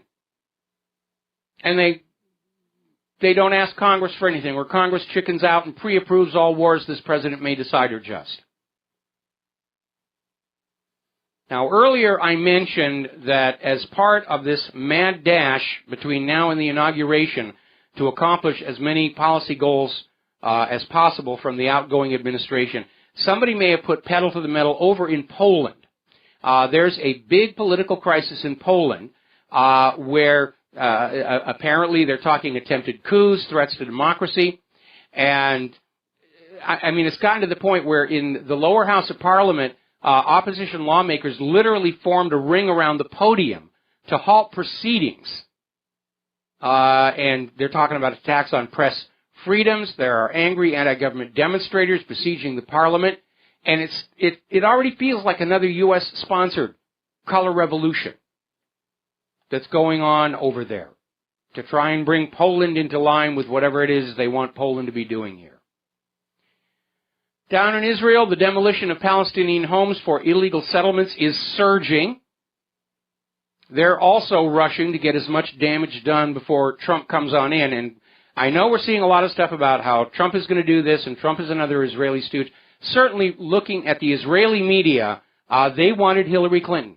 They had a guarantee whatever Israel wanted, Hillary would go along with. Trump is going to evaluate on a case-by-case basis. And his ambassador to Israel is going to do what Donald Trump says, or Donald Trump is going to fire him. Donald Trump's already got a reputation coming out of his campaign. He is perfectly willing to fire people who do not do the job he tells them to do. And I think that's a good message to send on out. We have an entire government that is operating in the belief that once you have that government job, it's impossible for you to lose it no matter what you do. And that definitely needs to change. And by the way, Trump says he's going to change that as well. He's going to streamline the process by which underperforming or non-performing federal government employees can be terminated. And that's a message that needs to get on out there. Now, turning to the economic news, things are very, very dicey over in Europe, in particular Italy. They're trying to find a way to save their banks, which are in serious trouble, and the Italian government is ready to pump 15 billion, with a B, euros into Monte dei Paschi and other ailing banks. But in order to do that, they need to vote through authorization to lift their national debt levels, which they're about to do. So basically, Italy is paying off an overdue credit card bill by putting it on another credit card. And that's not really a solution, is it?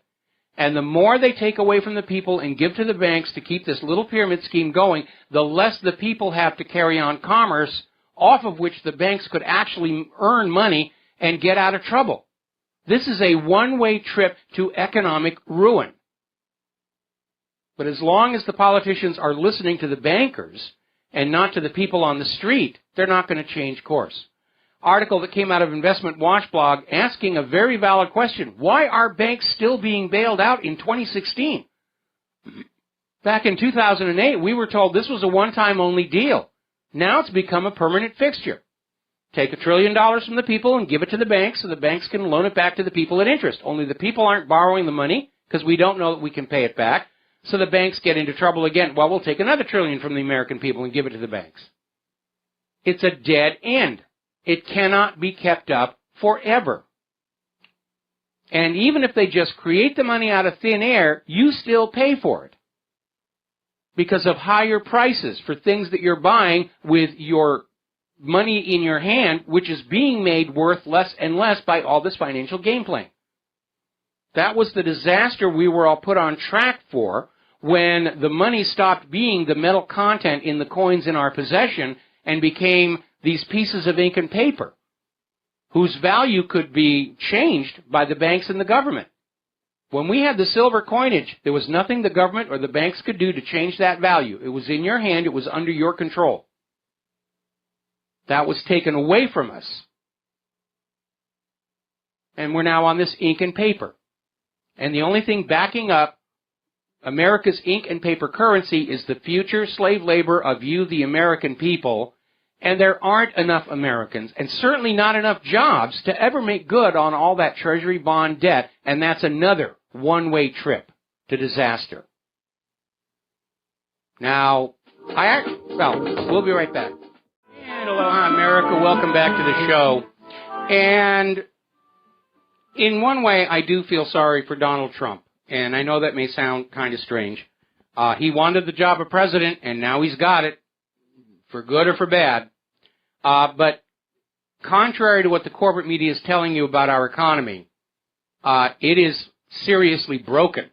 It's not just in trouble. It is dysfunctional at this point. And I don't know that there is anything Trump can do that is going to change that, short of nationalizing the Federal Reserve and simply writing off all the debt and resetting the system, at which point those private central bankers are going to start putting out Craigslist ads for sharpshooters. Now, as you know, Christine Lagarde was found guilty in a court in France of criminal negligence from when she was France's finance minister. And her real-world penalty is a wrist slap, as it always is for the bankers. It's a wrist slap. Bad, bad, bad, bad, bad. Don't do it again where anybody can see you. But it is a major hit for the credibility of the International Monetary Fund, which doesn't have the greatest reputation to begin with, because Christine Lagarde is now the third director in a row to be convicted of a crime. And so you start to wonder, what kind of a bank hires criminals for their top executives? It's a criminal bank, is what it comes down to. Now, Morgan Stanley just got fined $7.5 million for commingling depositor cash in the Delta One desk trades. This is coming out of the Securities and Exchange Commission, which is actually starting to do their job. And basically, the $7.5 million is to settle civil charges that it violated customer protection rules when it used trades involving customer cash to lower its borrowing costs. In other words, Morgan Stanley didn't want to borrow money at high interest rates, so they went on out and they actually started loaning themselves depositor cash for high-risk ventures. And that's a violation of the laws. And Morgan Stanley is settling the case. They're paying the money without admitting or denying the charges. So they're basically going to get off scot-free. Who's going to pay the $7.5 million in the long run? Their customers will. All right, let's grab a quick phone call. Francis in North Carolina. Aloha. Welcome to the show. What's on your mind? Hello, aloha. Aloha.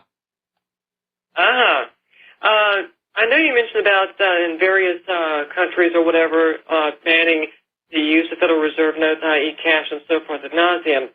But I'm wondering about one thing. When I hear about ads that are advocating cryptocurrency that you can use online and so forth, I'm thinking, well, how is that different as far as advocating a cashless society when, let's see, you're not really using a precious metal to back it up, or are you? Well, you're confusing the concept of the cashless society with virtual currencies, and even today in our cash world, most of our cash is virtual in terms of our bank accounts. I'll tell you what, Francis, you need to stay on the line. We've got to do station identification, and I'll come right back to you in hour number 3. Aloha, America. Welcome back to the show here. And hour number 3, the phone lines are open, 800-313-9443. Talking about the economy here, we're talking with Francis in North Carolina about whether online virtual currencies like Bitcoin is not that the same thing as a cashless society. And no, it isn't, because the virtual online currencies are operating outside the banks. And that is the primary difference. Most money is already virtual. Whether it's going through the computer or whatnot. The issue with the cashless society is to lock all of the wealth of the people inside a banking institution, so we are dependent on the banks to carry out all of our commerce for us for a small fee, as well, of course, under constant surveillance by the government for taxation opportunities. And as a matter of fact, Spain has already banned cash transactions over $1,000. They have to go through a bank. It has to go through their computers because Spain is now taxing transactions. Because all of these governments that are in economic trouble, the only solution they can accept is to simply take more away from the people of the country. You know, they don't dare talk about kicking out their oligarchs the way Putin did, that evil Putin. He kicked out his oligarchs. They're not going to challenge the might of the banking empires. So the only politically acceptable solution is we take more away from the people to keep the money junkies happy. And that is the essence of the cashless society. When this country began, Americans were not forced to be dependent on the banks because the coinage was the money. The metal content in those coins was the actual money. And I had one in here, but I can't put my hand on it right now. But that was basically it. And you were free to do whatever you wanted with it. And you could literally live your entire life without involving yourself with a banking institution. Because you were paid in coin, you would pay for your bills in coin, you'd walk around, the banks may not even know you exist. The only time you'd have to go to a bank is if you voluntarily wanted to open a savings account or you needed a loan for something. Well, the bankers want us all dependent on them, much the way that the Bank of England wanted all of the American colonists dependent on them, which led to King George III's Currency Act. And the first thing they started doing was shortly after John F. Kennedy was killed, because Kennedy had tried to restore a paper currency that wasn't borrowed at interest from the private central bank with his Executive Order 11110. And so the Federal Reserve then took silver out of the coins, and they changed the front of the Federal Reserve note. It had originally said, this note is legal tender for all debts public and private and may be exchanged for lawful money at your nearest bank. Lawful money meaning the silver content in those silver coins. That got taken out. And we were all convinced to just pretend that the ink and the paper was now the money. And the problem with that is we lost control over the value of that money. When we had silver coinage, that value was fixed. And there was nothing the government or the bankers could do about it. Once we lost that silver content of our coinage and were brainwashed into believing ink and paper represented money, then the banks could inflate away its value, and they certainly did. The dollar today is worth about 9 cents of what the dollar was worth back in the 1960s. We lost control over the value of our own money. But we still have the freedom to take that money and go down to the bakery and buy a jelly donut, but now they want to take that away and say you have to go through the banking institution. And that is really the issue. Now, the people who are using Bitcoin and virtual currencies are using them online because it is more convenient. You can't actually shove a dollar bill into the hard drive slot of your computer and have it pop out at the other end. And that's the convenience of all virtual currencies. But Bitcoin does not require you to surrender your cash in the process. And I think there actually are coins and paper notes denominated in Bitcoins now. Francis, okay, you're there. I do have to agree about the use of the metal coin and so forth, which is obviously, tangible. Hence the reason why I'm questionable about the cyber or the cryptocurrency, because even though that's all electronic, that's not really tangible asset for that matter. So well, the difference is really very simple. The cashless society will be mandatory. Using virtual currencies like Bitcoin is optional and up to you. It's the difference between what you choose to do and what you're being told to do. Well, there's this too. Yes. In that case, I may be hitting for heels then. Well, as we're seeing in India right now, when they start pushing the cashless society on us all, they're going to come after the silver and gold. Because the cashless society, the forced dependency on banks doesn't work if there's any kind of a portable store of value that one can have in one's hands. But, people are always going to decide for themselves what represents currency. You probably heard the expression, a shot of whiskey, right? Do you know where that came from?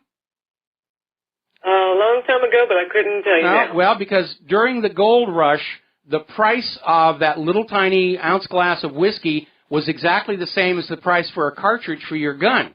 And so prospectors who'd run out of cash would go into a bar and put a cartridge on the bar as barter for the drink of whiskey, and it would be accepted as a currency of the time. Hence the phrase, a shot of whiskey. Ouch. There's nothing ouch about it. There's nothing ouch about it. When two people agree on a medium of exchange, that becomes the money supply. Well, when you're bartering, that's true. But then again, right now, if people are able to barter, that's fantastic. However, what really needs to happen is that the Federal Reserve needs to be collapsed or imploded. Yes. And the international bankers just basically kick the hell out of the U.S. Excuse my French. Well, no, we don't need to kick them out of the bankers. First of all, the Federal Reserve and all these private central banks are already on their way to collapse, and they did it to themselves. But we need to not throw the baby out with the bathwater in this case, because your regular depositor banks do provide a valuable service to the community by organizing the small savings of individual citizens and making them together, available together as a lump for development of new business, new jobs, new retail, new housing, and so forth. That is definitely a very positive function of banks, and one they should have been constrained to. The big problem we have is that the private central banks are essentially legalized counterfeiting operations that create the money out of thin air and loan it into circulation at interest. Do you know that after Andrew Jackson shut down the second bank of the United States as an issuing bank for banknotes, they tried to operate as a regular commercial customer depositor bank and failed after just 2 years? Private central banks are completely different animals from depositor banks, and they don't even know how to run a bank as a business. They're just profiting off of this legalized counterfeiting operation. Well, that's because your local community bank is going to be very different than the privatized, you could say industrial bank for that matter, that's corporatized like that. Well, we need to go back. All countries need to go back to the system the United States had when we started. When we talk about the American Revolution, there were a lot of things that were revolutionary about it. A nation without a declared state religion was one of them, and a government that furnished its own currency to the people interest-free. And that was seen as a major, major threat to the banking powers of Europe. So they got their buddy Alexander Hamilton to try and come on in and convince the U.S. government they had to go into debt to those European banks so they wouldn't be accepted as a real nation, and just all that other nonsense. like I said, these private central bankers have been playing this scam on the human race for 300 years. That's long enough. It's time to go back to a public currency that is handled as a public utility. That's what we need. Oh, true. And quite frankly, when it comes down to the national debt scenario and that clock ticking in Manhattan as it is, when someone says about, makes a commentary about that, my train of thought is, no, that is not our national debt. That is the international bank debt that they're running out. That does not belong to the U.S. citizen. Period. Well, actually, that clock is recording government debt, not total consumer debt. And the problem is when you are living in a country enslaved to a private central bank, by design, the debt will grow faster than the money supply. You can't get out of debt. It's designed that way. It's a form of enslavement, ruled by compound interest or ruled by banker interest, and it's no more legitimate a form of governance than ruled by divine right or ruled by slavery. And like those former failed systems, it only works as long as you allow yourself to be brainwashed into thinking this is the way life is supposed to be. You have a great one. Same to you. Have a good week. Have a Merry Christmas. And we're going to do a shout-out now to our on-air affiliates who are just now, they rejoined a few minutes ago, but we were caught up in the middle of a phone call. But we're glad you're back here. All kinds of fun stuff going on. The European Union single currency, the euro, has hit its lowest level against the U.S. dollar since 2003. All of the problems of the European Central Bank and all that debt piling up, it is starting to sink their currency. And they're heading to another financial crisis. And they're always going to be headed to a financial crisis because nobody will dare question that prime assumption that the public currency has to be loaned into circulation at interest by a privately owned central bank. And again, they're doing it to themselves. Do you know during the French revolutions, long before the nobility and Louis XVI and Marie Antoinette went to the guillotine, the bankers got killed. That wasn't a coincidence. Just something to keep in mind. You know the classic American image of the evil villain from vaudeville days? That wasn't just created out of thin air. That was based on the experience of Americans during the 1930s and how bankers behave. They see themselves as masters by virtue of the ink and paper. I am your master. I have the ink and paper thing. Therefore, you are my slave. All righty, let's take a phone call. Frank in Pennsylvania. Aloha. Welcome to the show. What's on your mind? Okay, Mike, thank you so much. Well, about colonial times and our currency. And there's a lot of talk about Hamilton, Alexander Hamilton. Well, in truth, Hamilton was an agent for the Bank of England, yes, without he was. a doubt. Yes, he was. It was one of the arguments that led eventually to the duel with Aaron Burr. Absolutely. You are so correct. And some of the history that gets actually suppressed was back in 1783 with the Newburgh Conspiracy, when the troops were on to overthrow Washington. The letter that was circulated basically knew that Hamilton came to an agreement with Washington that Parliament would stop funding the war in the United States in order to bring in the First Bank of the United States, which was basically a franchise of the Bank of England. Yes. And when the troops found out about this, they were in total revolt because they believed that they were going to get paid with the Continentals, which was the American colonial money during the war. But they found out that, again, that we were going back into a banking franchise that would be controlled by England. Yes. And they knew that we can never have true economic prosperity without the currency being controlled by what? By the people. And this is what brought in the Newburgh Conspiracy. Alexander Hamilton definitely came with an agreement because Washington knew he couldn't continue the war. It was losing a lot of popularity. There was only 5% that were actually engaged in battles, and we lost an awful lot of battles. Troops were deserting.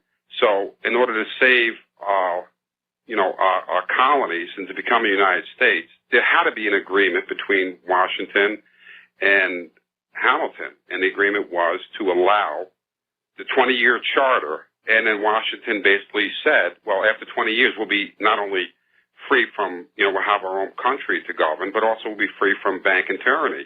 Well, it didn't work out like that. It sort of kind of did, because at the end of the 20-year charter of the First Bank of the United States, Congress refused to renew the charter.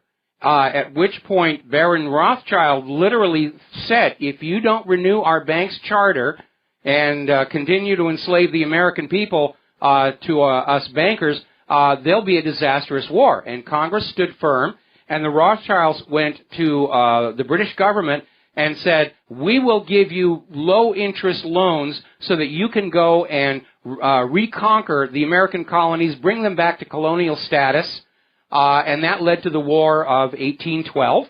And even though the War of 1812 was won by the United States, it threw the United States into so much debt, they were forced to accept the Second Bank of the United States.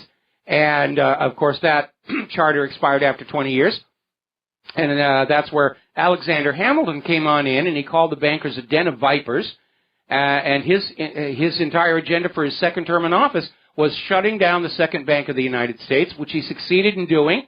They didn't get their charter to issue banknotes as money. And as I mentioned earlier in the show, they tried to operate as a regular depositor bank and failed after just 2 years because their business is legalized counterfeiting. And shortly after Alexander Hamilton succeeded in shutting down the bank, Second Bank of the United States, there was an assassination attempt on his life, which failed when both guns failed to fire. And the assassin said that his motive for trying to kill the president was, with Jackson dead, money would be more plenty. So he was obviously working for the bankers, not well educated, but working for the bankers.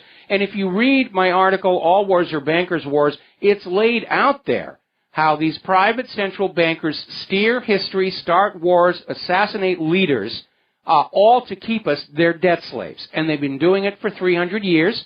And I think that's been a long enough run that we should start seriously thinking about finding another way to organize our national economies. And as I said before, it looks like because of economic globalism linking all these private central banks together, they're all going to come down at the same time. Up until now, every time a private central bank crashed a nation's economy, the other nations enslaved to private central banks would send in money and start everything all over again, restart the scam. This time they're all going to come down together, and it's going to be a golden opportunity for the people of planet Earth to just go on down and say, no more private central banks. We're going to have a public currency that's managed as a public utility on the model of the original United States of America. Government creates the currency, spends it into circulation to buy what the government needs. The currency flows through commerce without accruing any interest and is taxed back at the end in the same exact amount as the original issuance to balance the books and close the cycle. It worked for the young America. It works for the nation and the people. What it doesn't work for is the private central bankers, and that's why they are opposed to it. When Lincoln, at the end of the Civil War, going into the Civil War, launched the greenback, a government-issued currency, not borrowed from bankers at interest, all of Europe just united against him and said, we can't allow this to stand. If there's a government allowed to furnish its own currency and be without debt, all of the best minds and industry of the rest of the world are going to flock to that nation. And Europe actually supported the Confederacy against Lincoln during that Civil War. Britain and France actually seriously considered invading Washington, D.C. on behalf of the Confederacy. They were held at bay, and this is a piece of history most people don't know. They were held at bay by Russia. Russia sent warships to patrol both coasts of the United States to keep the Europeans from tinkering in the American Civil War, because Russia had just abolished their serfdom system and adopted an economic system similar to that of the United States of America. And they realized it needed to be protected against the predations of the European banking families. And so Russia came to our aid and allowed the Union to prevail over the Confederacy. And then, of course, Lincoln was assassinated and his greenbacks pulled out of circulation, forcing the American people to go back to using banknotes borrowed at interest from bankers. Yes, Mike, excellent dissentation, so much on the money. Hopefully the Trump people are listening to get an education on the truth on American banking, and hopefully enough people will wake up to what you've been saying. And I did read All Wars of Bankers' Wars. That's excellent. It should be distributed in the schools and colleges so that students can understand. Oh, you'll never get this past Common Core. Very good, Michael. Thank you so much, sir. All right. Thank you very much here for the phone call. We're going to let you go, and we're coming up now on a bit of a commercial break, and we'll be right back. And aloha, America. Welcome back to our show. We're talking about the economy. Now, according to the World Bank's Doing Business rankings, Russia has moved from 51st to 40th. That's a big leap. And it shows that the business climate in Russia is improving. And that's obviously a good thing, especially in a world where the President of the United States, the incoming President of the United States of America, is seeking peace through commerce. You know, let's not make war on these people. Let's trade. Now, of course, Donald Trump has to deal with the reality that right now the United States doesn't have a whole heck of a lot of anything other countries want to buy. We've offshored our manufacturing. So why go to the U.S. to buy the products when you can go to those other countries and buy them directly, cut out the middleman, and get a lower price?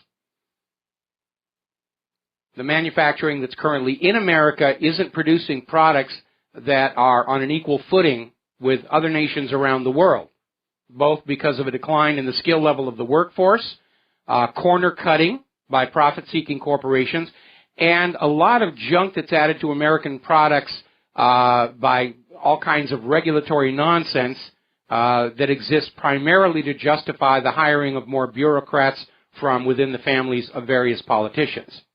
That needs to be dealt with. The biggest problem we have is our agricultural sector. For many, many decades, the United States took pride in being the breadbasket to the world. Everybody came to buy our grain, our corn, huge amounts of agricultural produce. But now we have a couple of problems. One is the GMO experiment has turned out to be a disaster. Nobody wants our GMO food. That's why they're going to force you to buy it and not tell you that it's GMO. And second, a lot of that agricultural productivity was based on this amazing aqueduct system that transformed areas of the western deserts into viable farmland. That has fallen into disrepair. It's been neglected along with the rest of the nation during all of this spending on wars. And it's estimated now that the system is delivering only about a third of the water that it originally delivered when brand new, and the rest is leaking out through cracks and bad valves and corroded pipes, and that's going to have to be fixed. The biggest problem Trump is facing is America's infrastructure is not able to support, at this time, a revival of industry and the easy transport of raw materials and products from factories to retailers and so forth. That's all going to have to be dealt with. And it's going to be a long process. It is not going to happen overnight. And anybody who thinks that January 21st is going to be a whole new world, I'm sorry, you're going to be disappointed. January 21st is going to look very much like January 20th. It's going to take time, and we're all going to have to pitch in with him. All right, let's grab a quick phone call. Alex in San Antonio, aloha, welcome to the show. What's on your mind? Aloha, Mike. I was calling because, and I'm glad you brought this point up just right now, because I was going to talk to you about Donald Trump's choices for his cabinet. A lot of people are being critical, and some of them they're not taking into consideration everything that goes into, or has gone into rather, in the past when our president chooses his cabinet. The truth is, for like the past 6 administrations, the cabinet has been chosen for the president before he was even elected. Yeah, that has been the pattern. the fact that Trump is choosing his own people and he is making the choices with his advisors, that is actually something that has not happened. So, well, Chris Christie, I'm sorry to cut you off. We're coming up on a commercial break. Chris Christie was trying to do that. Chris Christie was trying to preload the cabinet for Donald Trump, and Trump picked up on it, demoted Chris Christie, and every one of Chris Christie's recommendations was just thrown off the list. And Trump is having to make proper obeisance to his top financial supporters, which is why he had that dinner with Romney, but Romney's now been fired. And again, we have to give the guy his first 100 days to see what the real measure of his presidency is going to be. Got to take a break for commercials. We'll be right back. I just wanted to make one. All right, I'll hold you over. Stay on the line. Aloha, America. Welcome back to the show here. Alex in San Antonio, you had one more thing you wanted to share with us. Yeah, it was regarding Trump's choice for, I believe it was Secretary of State, which is the CEO of Exxon. And I was going to say that that's a great choice because now you have one of the head pillars of OPEC, which is the mechanism by which the Fed controls its use of dollars, petrodollars. Now you have that mechanism, one of the head members of that mechanism within our government. That means that they can now be held accountable, which basically means that the Fed lost its strong arm, which would explain why they hiked up rates. One of the main reasons why they weren't scared to hike up rates because they knew that they lost their strong arm. Well, that poorly thought out oil price war against Russia backfired horribly. It caused much more damage to Europe, South America, the U.S., Canada than it did to Russia. And Saudi Arabia was put in a serious situation with the crash of oil prices. And absolutely, they had to basically force oil prices back up, or they'd be in bankruptcy in 3 years. Absolutely, I agree. That's really the last point I wanted to make. And I did want to hear your opinion about what I thought regarding what we had previously said regarding his cabinet and how he was the actual person who chose it. It wasn't a set of bankers that determined it 3 months before the election. Well, thank you so much, Mike. I appreciate it. You're welcome. Thank you. We're going to let you go here. One thing we know, because it's already been demonstrated, President Trump will not hesitate to fire anybody in his administration who's not doing the job Donald Trump thinks they ought to be doing. And I think that's going to be a good message to go out across the entire government. There's a new sheriff in town, and his name is Trump. All right, last phone call for the day, then we're going to close the phone lines because I got a bunch of news to get to. Pat in Arkansas, aloha. Welcome to the show. What's on your mind? I heard you speaking with the caller the other day about organics and losing weight, and also the declining quality of agriculture. Yes. And we have an alternative right here in the United States called AzureStandard.com. Okay. And I have been ordering from them for about 5 years, and it's been completely positive. I thought maybe someone would like to check that out for their own benefit. Well, I know there's a lot of very small providers, organic. I know there's the big fight going on over raw milk and everything. But when you're talking about a national export, you're talking about huge volumes of crops. These small companies can't even come close to that. And again, these I'm looking at the website right now. Clearly, they're Buy Americans selling to Americans, and that's a good thing because we all need alternative sources of food that aren't filled with chemicals and GMO. But in terms of our national economy, for many decades, a large part of America's prosperity was our agricultural exports, and the GMO experiment has pretty much devastated that at this point. And pulling back from that is going to be extraordinarily difficult, mostly because of that GMO pollen that is out there. To get rid of the pollen from the GMO plants, you're either going to have to allow a field to lie fallow for 3 whole years, or you're going to have to do what I think it was Belgium did and literally burn the fields to kill the pollen and then plow them up and replant. I think that GMO experiment, and again, it was short-term thinking. We're going to make money with this right now, and who cares what it does in the long run? But in the long run, it's destroyed America's agricultural exports. Yeah, these are what they call a verified non-GMO. They've been doing this for around 50, 55 years. They're Asia Standard. They're in Oregon. Yeah, I've ordered from them for 5 years. I'm looking. And been very. I'm looking at the website. They're not producing enough volume of food, even for the American people, to be eating non-GMO. I don't think they're going to produce enough to be a significant exporter. So thank you very much for the phone call, Pat. We're going to let you go here. And it is good to have sources that you can go to locally for safe food, especially in an age where you can't trust what's on the shelf at the supermarket, no matter how much corporate media tells you that it's the best thing for you.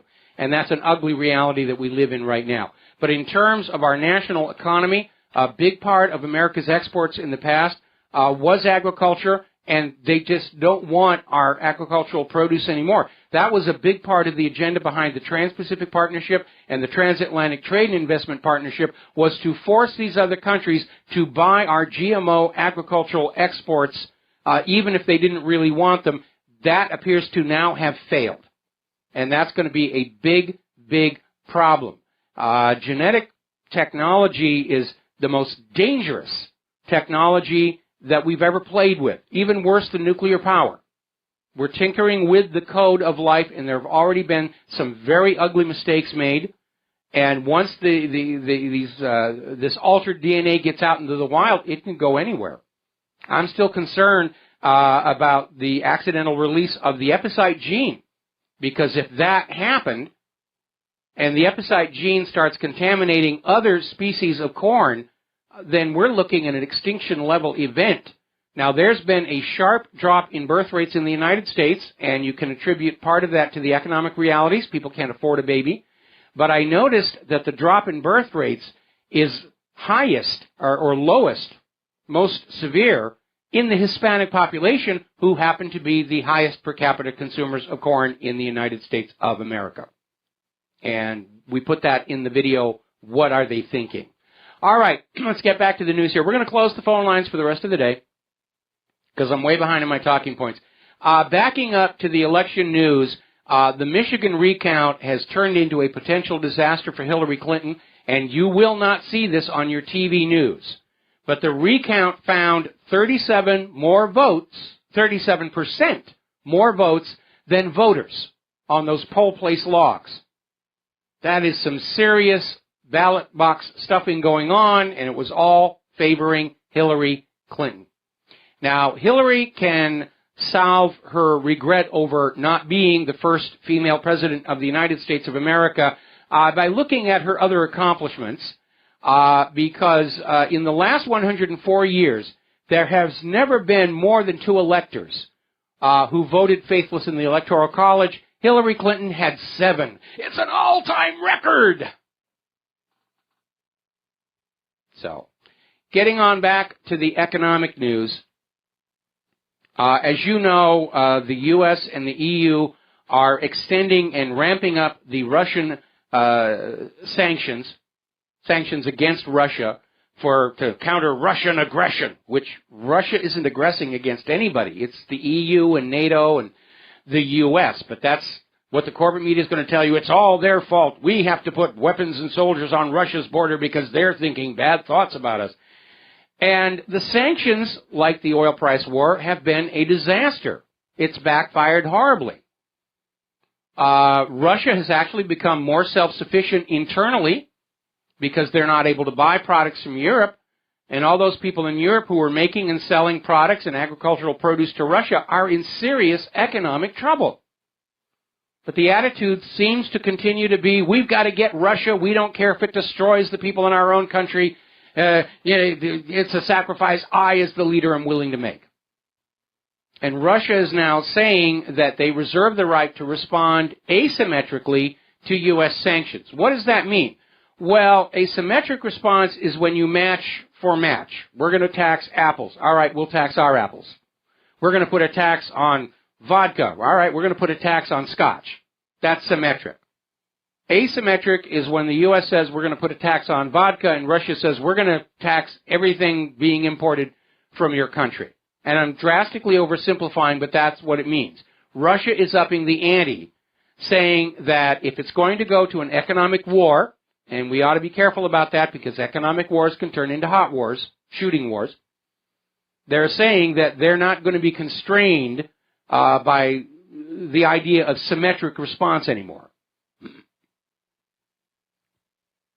Now, everyone's talking about the Trumphoria rally at the stock market, and I'm not sure how real it is. Certainly, Trump's election has the money junkie gamblers on Wall Street out there rolling the chips and spinning the dice and whatever else they're doing there. But an odd phenomenon.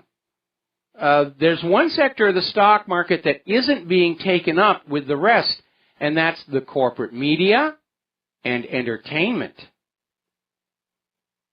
And I think that's because even the money junkies on Wall Street are realizing that big media, corporate media, entertainment, all aligned with Hillary Clinton, went on the attack against Donald Trump, and Donald Trump isn't going to be looking upon them very favorably.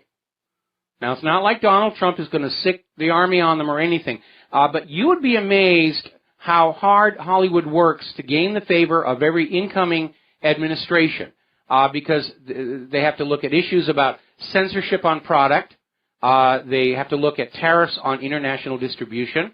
And big part of it has to do with film tax credits, which are a big moneymaker for Hollywood, and they're supposed to exist to lure filmmaking out of Hollywood into other places like here in Hawaii. But they often get abused. And if Trump, as part of his rolling back government spending, decides that Hollywood doesn't need those tax credits, there are going to be some unhappy people out there in Tinseltown. And having basically bet the farm on Hillary Clinton, they may be in trouble, and Wall Street seems to recognize it. Now then, over at Investment Watch blog, they have an article saying that just like we should not trust the CIA on Russian hacking, why are we listening to the economic experts in the corporate media? Because they're usually wrong. They're 0 for 5. If these experts were being assessed on results, they'd all be fired. Well, what's going on is these experts aren't reporting on what's going on in the stock market. They're there to sell you stocks, to convince you to buy this stock. Because they themselves are invested in it, or their bosses are invested in it, and they want to do a little pump and dump. And that's why they're wrong so much. They're not actually reporting on what's going on. They're trying to steer it. Bill Bonner is out there saying funny money is getting funnier until you realize who's the butt of that joke, which is we the people. Now, I know Trump is celebrating his victory with Ford keeping jobs here in the U.S., but he's up against the car-catastrophe. General Motors, Fiat Chrysler are having to close 7 plants, over 10,000 workers affected. It's due to slow sales. Why? Because ordinary Americans don't have the money to buy a newer car, and they don't want to go borrow the money because they don't know for sure they can pay it back. Unlike the government, which borrows money, and it's the future administration's problem to pay it all back. And looking at the car commercials, I mean, the prices are amazing. The leasing deals are amazing. This would be a great time to get into a newer car. I'd like to get into a newer car. I mean, I love my Honda. It's still running great, but it is 17 years old and it's showing its age. I can't do it. Nobody can.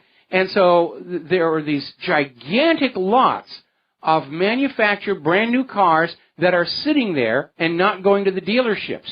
And it's all jammed up, and they're having to shut the factories down. And it's another indicator that this money junkie-directed fascist economic dictatorship is locking up. Now, all economies function as a pyramid. It's unavoidable because of the machinations of those at the top, the ultra-wealthy. But for an economy to sustain and perpetuate, there must be a recycling mechanism by which the wealth accumulated at the top, a portion of it, is siphoned off and brought back down to the bottom for decent wages and salaries for the working class, so the working class can go and buy a newer car, can go buy a big screen TV at the shopping mall, can buy a new house.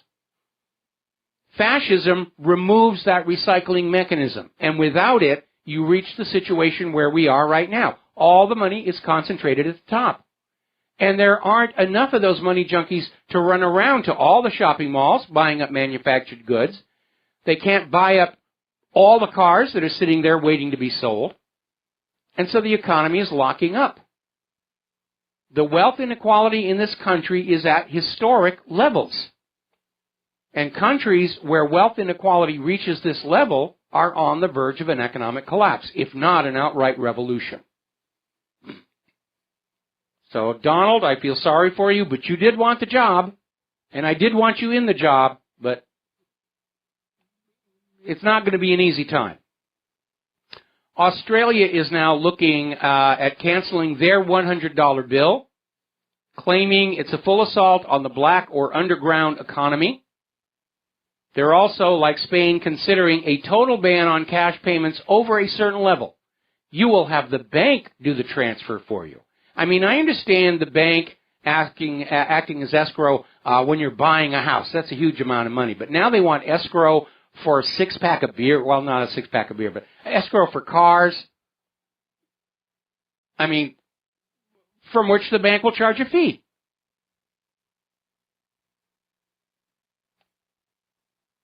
Now, one of the big problems that we're looking at in the current supply line for manufacturing are the sea lanes communication. It does take a while. Right now, things are very static. The Baltic Dry Index is at historic lows. Russia and China are investing in the future, and they're building these cargo high-speed railways to link China and Russia, and the trip is only going to take 2 days. If they have to go by sea, it's a 2-month trip. Getting things out to the port, putting them on the ship, taking them around, getting them off the ship, getting them where they're supposed to go, 2 months. This high-speed rail system cuts that time to just 2 days. We should be thinking about high-speed rail in this country instead of this little wobbly light rail liberal thing we have down here, which I think I mentioned they're going to have to replace all of the cars because of a design defect in the framework for the cars. Got to take a break here. We'll be right back. Aloha, and that is very appropriate bump music because we're going to spend this last segment of our program today talking about human-caused global warming. Insert ominous music here. Intense winter storm is hitting the United States. All kinds of traffic problems. Please, if you're in the snow areas, drive carefully. Have your snow tires and your chains. Don't take any chances. Denver just recorded their coldest December 17th since 1909. Boston had their coldest December 16th since 1883. There's a freeze warning in the San Francisco Bay Area. Temperatures are in the 20s there. And it just snowed in the Sahara Desert for the first time in 37 years. And somewhere in the distance, Al Gore is howling in the wind. Actually, Al Gore has a sequel to Inconvenient Truth coming on out, a final dramatic push to insist that you ignore all this snow and ice and frostbite and believe that the world is warming, but the heat is hiding someplace. It's hiding in the bottom of the ocean. It's hiding at the North Pole, just waiting for you to drop your attention, and then it will leap out and savage you like a wild tiger. Anybody who thinks there's no such thing as a wide-ranging conspiracy to defraud the general public, we got one right here, staked out naked on the ground for you to study and learn from. This conspiracy to push carbon as a villain, to sell you a tax and carbon credits and global control over your lifestyle, involved the United Nations Intergovernmental Panel on Climate Change, NASA, NOAA, the Hadley Climate Research Unit at the University of East Anglia, Penn State, the New Zealand Meteorological Society, the UK Met Office, and on and on and on. And all of these so-called science TV channels that were right up there saying, oh, yes, humans are warming the world. Humans are absolutely warming the world. Pay no attention to the snow and ice. The global warming is just paused, but you shouldn't let that cause you to doubt. It's still out there. And then, of course, we had this ridiculous thing where NASA has now come on out and said, well, we were wrong. Fossil fuels aren't warming the planet. They are cooling it. Therefore, we can stop the oncoming mini ice age with a carbon tax. See, the goal is the carbon tax. Whatever they need to tell you, whatever corporate media needs to tell you to believe so that they can get you to go along with the carbon tax. Carbon is making us warmer. Whoops, look at all the snow. All right, carbon's making us colder. And we can fix it. They don't know what they're talking about.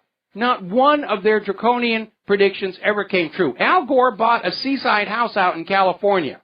So much for the oceans are going to rise and we're all going to drown. It's just another scam for your money.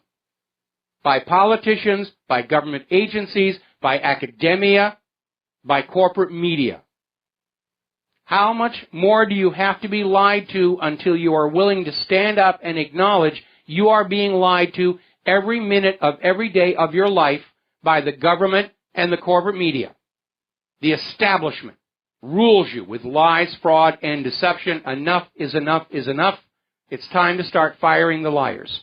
Fire the liars. That's our new slogan out here.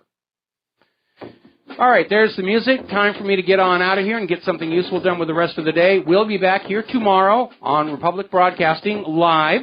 And so we'll see you then. And remember, you're all part of the independent media. Take what you learn here, share it with everyone you know, gently, nicely. Let's not send the liberals back into their safe rooms with the Play-Doh just yet. We'll be right back tomorrow. Aloha, America.